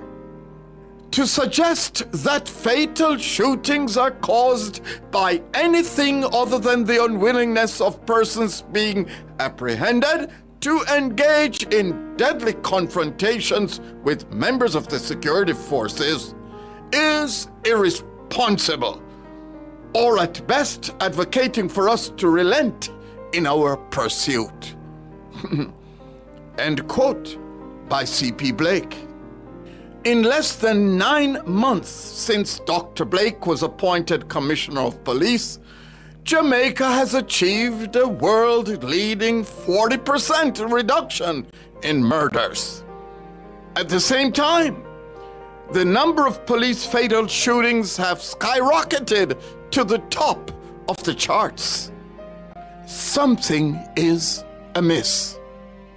The Independent Commission of Investigations, INDECOM, in its October 9, 2025 released special investigative report on planned police operations, highlighted a troubling pattern in how these operations are carried out. This includes tampering with CCTV footage, failure to wear or activate body-worn cameras, improper handling of weapons and evidence, flawed search warrants, and removal of women and children from the scene before alleged shootouts begin. The report comes in the wake of an increase in police killings from 189 in 2024 to 223 up to September 2025, with no fewer than 20 fatal shootings by the police in any month. The sharp rise in police killings cannot be written off as collateral damage from pursuit of the goal of reducing the country's homicide rate. I quote in part from document titled Jamaica Constabulary Force Human Rights and Police Use of Force and Firearm Policy. It is the aim of the JCF to uphold and protect the human rights of all the people in Jamaica by providing a high-quality, effective policing service. Members of the JCF will only resort to the use of force if other means remain ineffective and there is no realistic alternative of achieving the lawful objective without exposing police officers and anyone who is its duty to protect to a real risk of harm or injury. End quote. Listeners, you do not have to read the 27-page JCF policy document in its entirety to be convinced that the force is not living up to the standards it set for itself in how deadly confrontations with civilians are handled. But before rushing to place the JCF and its leadership before the firing squad, consider the following. The government and we the people have become comfortable with leaving the murder problem to the police to solve.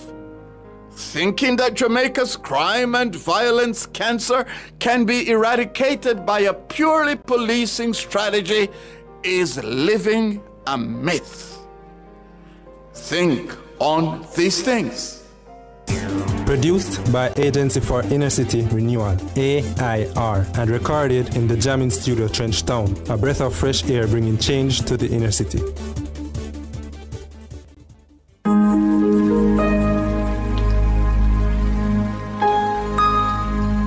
Hi there. Here's some good news for these trying times. Quote, "By God's word, I can see where I'm going. They throw a beam of light on my dark path." Unquote. Psalm 119, verse 105. Listen for God's word weekdays at 5:45 a.m. and 12:55 p.m. through Oasis. Stop by for a refreshing drink and share a God perspective for the day. Oasis. Weekdays 5:45 a.m. and 12:55 p.m. right here on Nationwide, a revolution in media. The rebroadcast of the Oasis can be heard weekdays at 5:45 a.m.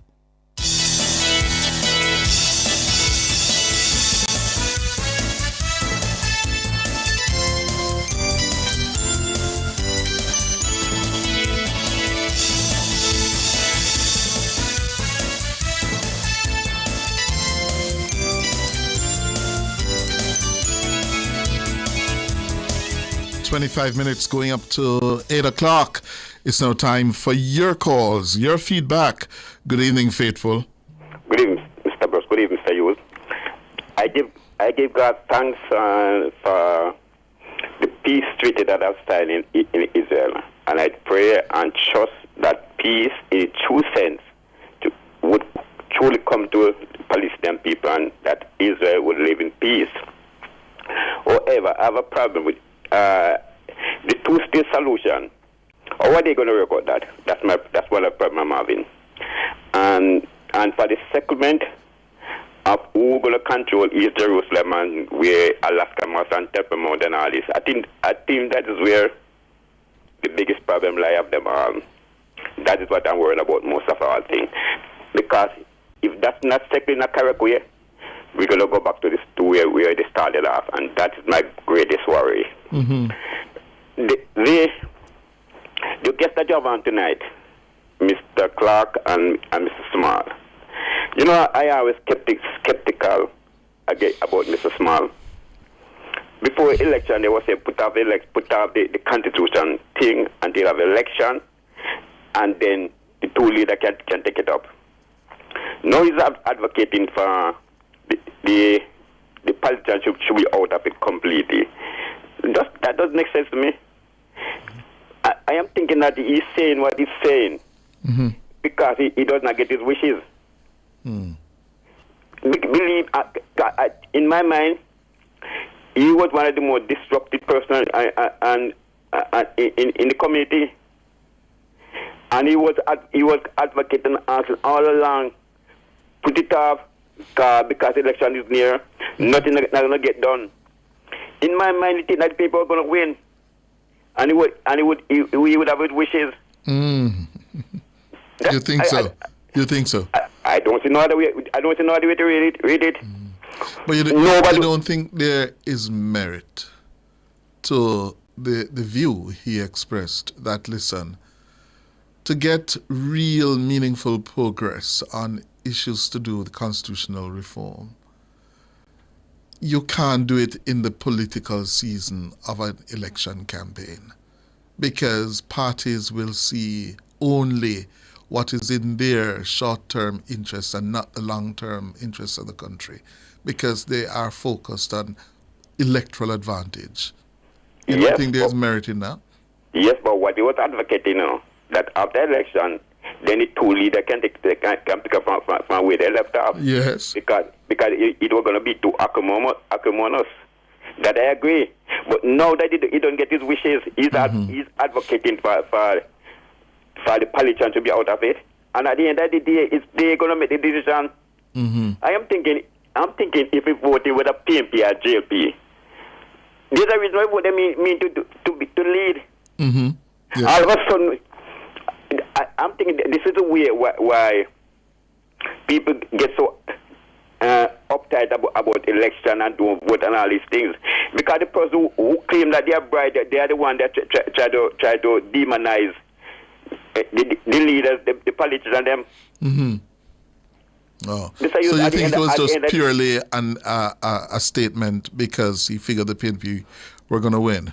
Of course. Well, yeah.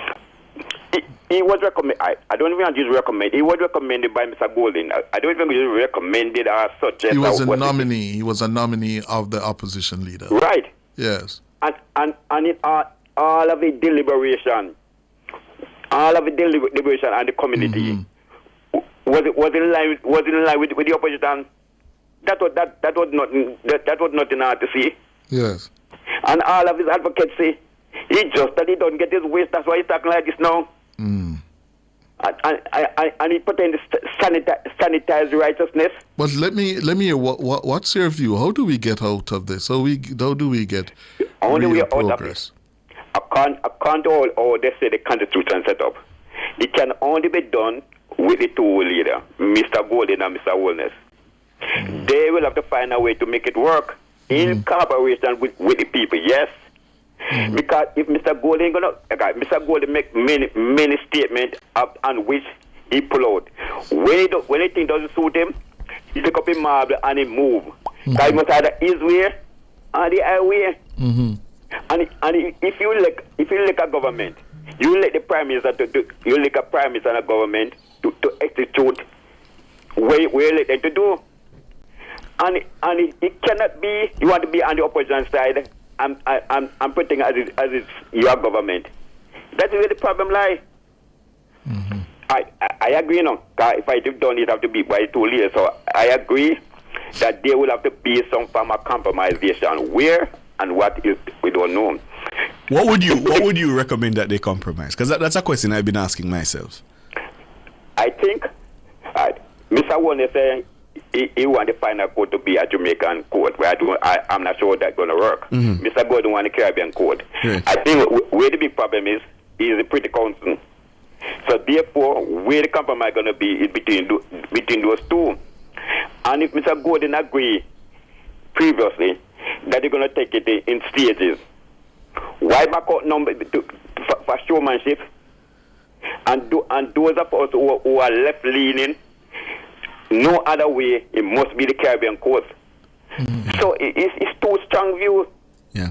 I think the only way we break this deadlock is simply to put it to a referendum. I think that's it. They just allow the Jamaican people. Yes, Mr. Yeah, allow the Jamaican people to make the decision. Yes, Mr. But your 2 guests a job tonight. None of them is for it. Well, I'll tell you why I think that is. The reason why they are not for it, you know. I'll tell you why I think that is.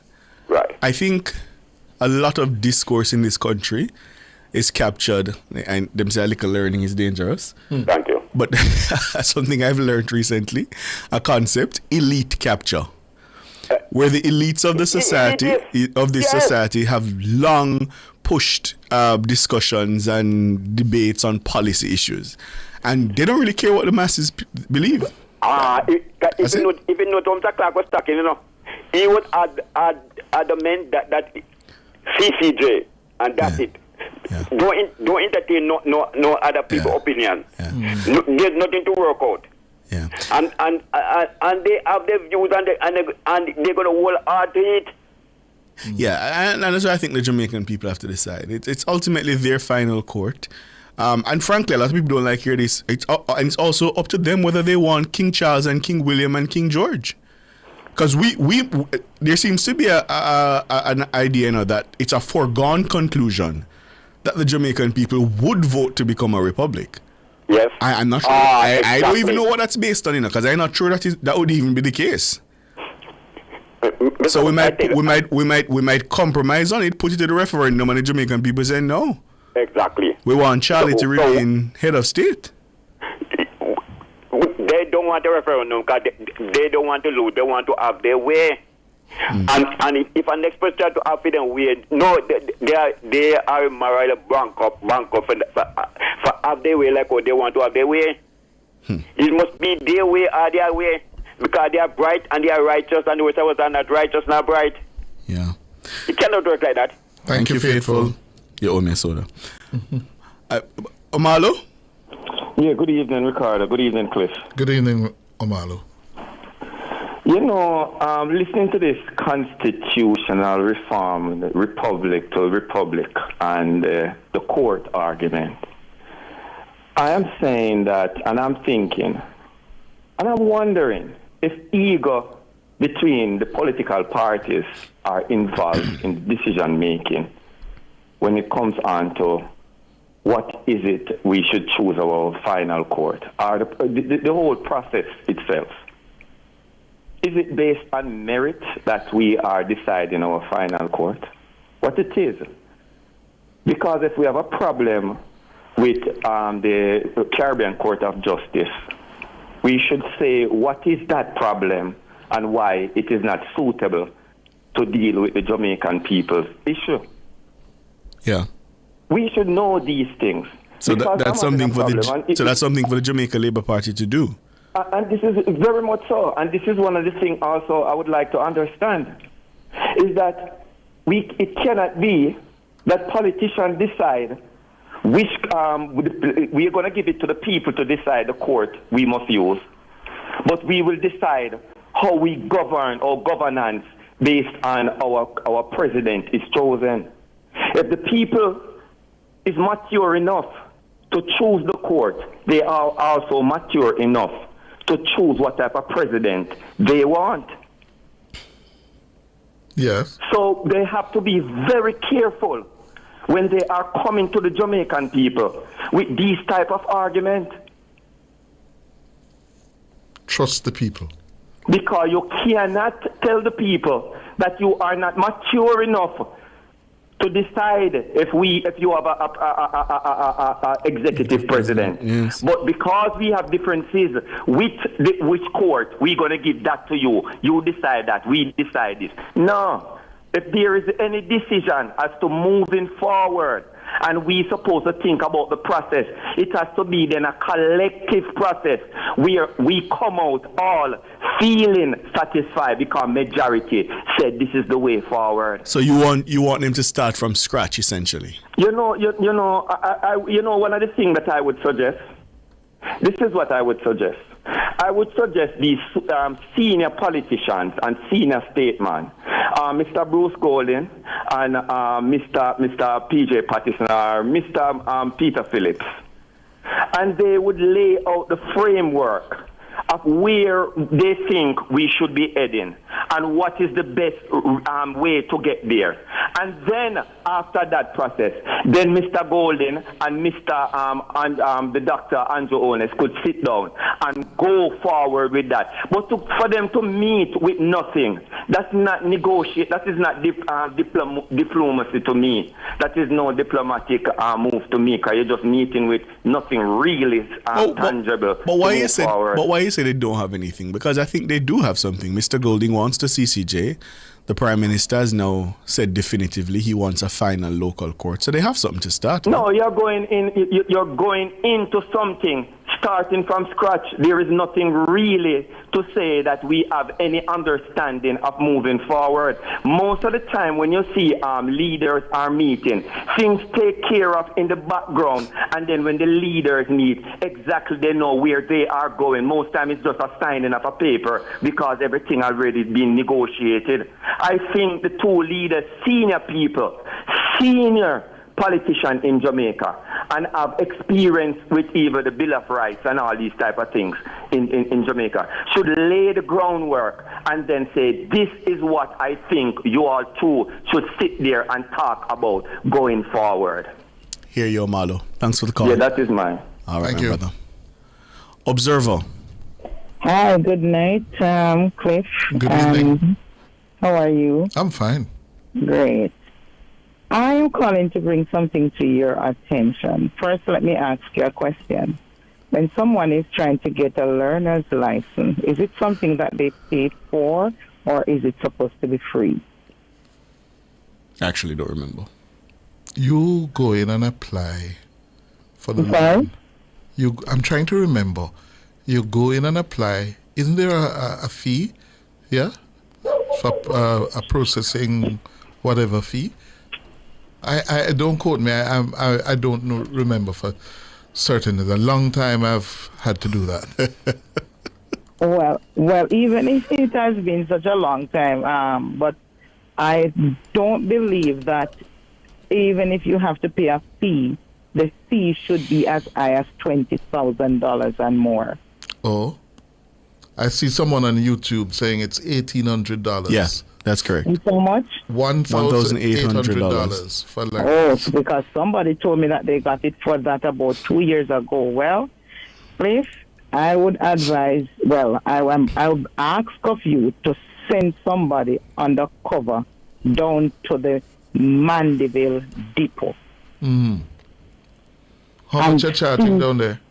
$20,000 and more for a learner's license and $35,000 for a driver's license. $35,000? $35,000 and more. As early as today, somebody went there to get their learners and had to leave because they were charging the person $15,000 and they are charging others $20,000. And let me make I called in to ask how much it is, and I was told that it was $20,000. And let me get something clear. Yeah, when you said they were charging $8,000 to $20,000 for learners, yes, and $35,000 for your actual driver's license, because you have to have your You're learner. Sure, this wasn't the hustle. The people on the side who Jamaicans pay. Yes, it is on the side. They're working with the examiners. But no. So that's answer me clearly. Is it the legitimate fee, or is this that you pay? You bribe somebody, you drop expedite it. Yeah, to get expedited to get it. What is it? It appears though it is an extraditing, because they're saying that if you pay that $15,000 or $20,000 today, you can get it today. Then that. So it's not the legitimate one. But either way, I just renewed my driver's license, and it took me about an hour or 45 minutes, and it was what? It was $7,000, I think. Yeah. And you said this was at the depot in Mandeville. At the depot. But don't you get the driver's license at the tax office? That's my point, because I said to the person that you're not supposed to pay to get your learners, because it is the tax office that gives you your license. So that means a person, ma'am, might be engaged in, call it what it is. That would be a corrupt act. Yeah. It is. Yes. It is. So that's why they're being charged so much. It's not that much. The Ministry of Science, Energy and Telecommunication says the fee is $1,800 for the learner's license. But and as I say, I renewed my driver's license, and it was $7,000, and I got it back in 45 minutes. So, ma'am, you and the people listening must understand. Go through the legitimate route and don't pay more. Yes. The depot is supposed to be the legitimate route where you're supposed to go to do your... And tell them no. And they are the ones that are blocking you. If you don't have the money, you can't go inside to get your legitimate test done in order to go to the tax office so that they can give you your driver's license. When you say they're blocking you, what do you mean, ma'am? Meaning if you don't have that money to pay those persons that are on the outside, and you can't go inside to go and do because you have to sit a test, Yeah. So who are those people? Are they employees of the examination depot or just hustlers? I think they are hustlers. I don't know if they are employees, but I know they are working with the examiners. No, man, something not right. They are working with the examiners. So everybody getting their little cutout of whatever it is that you're getting. So this is a bandula business. Right. So I went there needing to get my learner's license so I can go and get my driver's license. But they are as soon as you enter the gate, there's a man that is coming up to you to say, hey, you have to pay $15,000 or $20,000 in order for, and they take your little paper and they go inside and they do whatever and they come back out once you give them that money. But if you don't give that money, you can't go inside, you can't go forward. What is it to me? The bundle of people and take over the place. Well, I would ask for you, send one of your reporters down there to go undercover and see what is going on down there. Okay. That's the Mandeville Depot. Yes. Okay. All right. Thank you, ma'am. In fact, I was actually impressed with the process of renewing the license because I remember when You didn't go to Mandeville, though? No, I went to Hotstart Spring. And it was pretty quick. It's about 45 minutes I sat there and, Yeah? Yeah, I paid online, went up there, handed over the form, and it was done. Courtney. Yeah, Ricardo. Good night. How you do? Good, man. Good night, Mr. Hughes. Good night, sir. Yeah, man. She perfectly right, Mr. Hughes. It takes place at every depot, but I believe it's taking what she speak about that maneuver. It's on a wider scale. But it does not. It does happen at the depots, and if you don't know, that's why there's a lot of drivers out there that know to drive but don't know to read. Yeah. And Mary Jane on YouTube is saying Montego Bay St. James out at flankers doing it too. Damn them. She's right. She's perfectly correct in every word that she said. 35 and 15. And your license can run you up to $100 and $1,000. Troy says it is a nationwide thing because it happens in Port Antonio as well. I'm not hiding. That is not hiding. Ellsworth says it happened in St. Mary. I have to pay for my driver's license $35,000. Yeah. What a heap of money them make. Exactly. Yeah, man. So I just say, Mr. Hughes, just go through the legitimate, but most people, because I've been to the tax office doing my business and people asking me to spell the name. Yeah, so most people, a man that cannot read and write will find the 15 and the 35 comfortably. Well, based on the reactions from the YouTubers, it seems to be happening in several parishes. Clarendon, somebody saying it's happening in Maypen. All over. Anywhere the depots are. It happens there. Mr. Hughes. Yes, sir. How did we get to this point with the police? This thing with the police, it's really a very ticklish situation, because these I don't support this narrative about some of the men with the police kill are innocent people. No, I don't support that, not even for a second. I believe the police know exactly what they are doing, who they are looking for, and what they go about. These men come into a Mr. You a ghetto me live in I tell you. Me live in a ghetto. These men, when you take up a gun, Mr. Hughes, you know what you take up. You take up your life. You have your life in your hand. When you have an illegal firearm, you take up your own life. You walk with your life in your hand. So at any time you can drop a gun and mash. Yes. These men, these are the same man, the same set of criminals we are coming in our community. See woman and picnic and man sit down on the street side and or play domino at the bar, and then just alight from the car and spray. They no business who want it. And then jump in at them car and gone.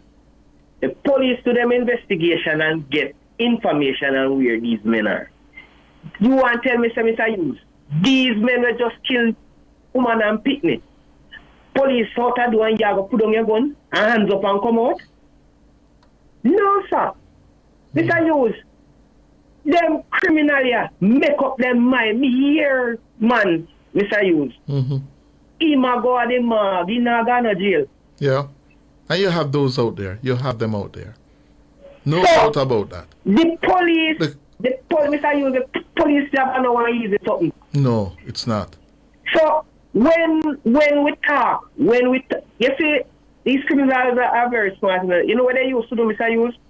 They use, when the police come and they kill and they attack the police and the police kill them, they normally, the woman, them have to go to the road, go demonstrate. Mm-hmm. We pass this now, you know. Because the same woman them want to demonstrate realize I see them same girl child and see them same boy picnic. Mm-hmm. I get recruit. We have to leave it there, sir. We're out of time. Yeah? But thank you very much for the perspective. Okay? That's where we're going to leave it. Thanks to all of our callers, our YouTubers, our producer, Dana Davey, our technical operator, Andrew Anderson, the members of the news and production team led by one Ricardo Brooks. I'm Cliff Hughes. And I'm one Ricardo Brooks. Reminding you, take care of your loved one and look out for your neighbor. Good night. Good night.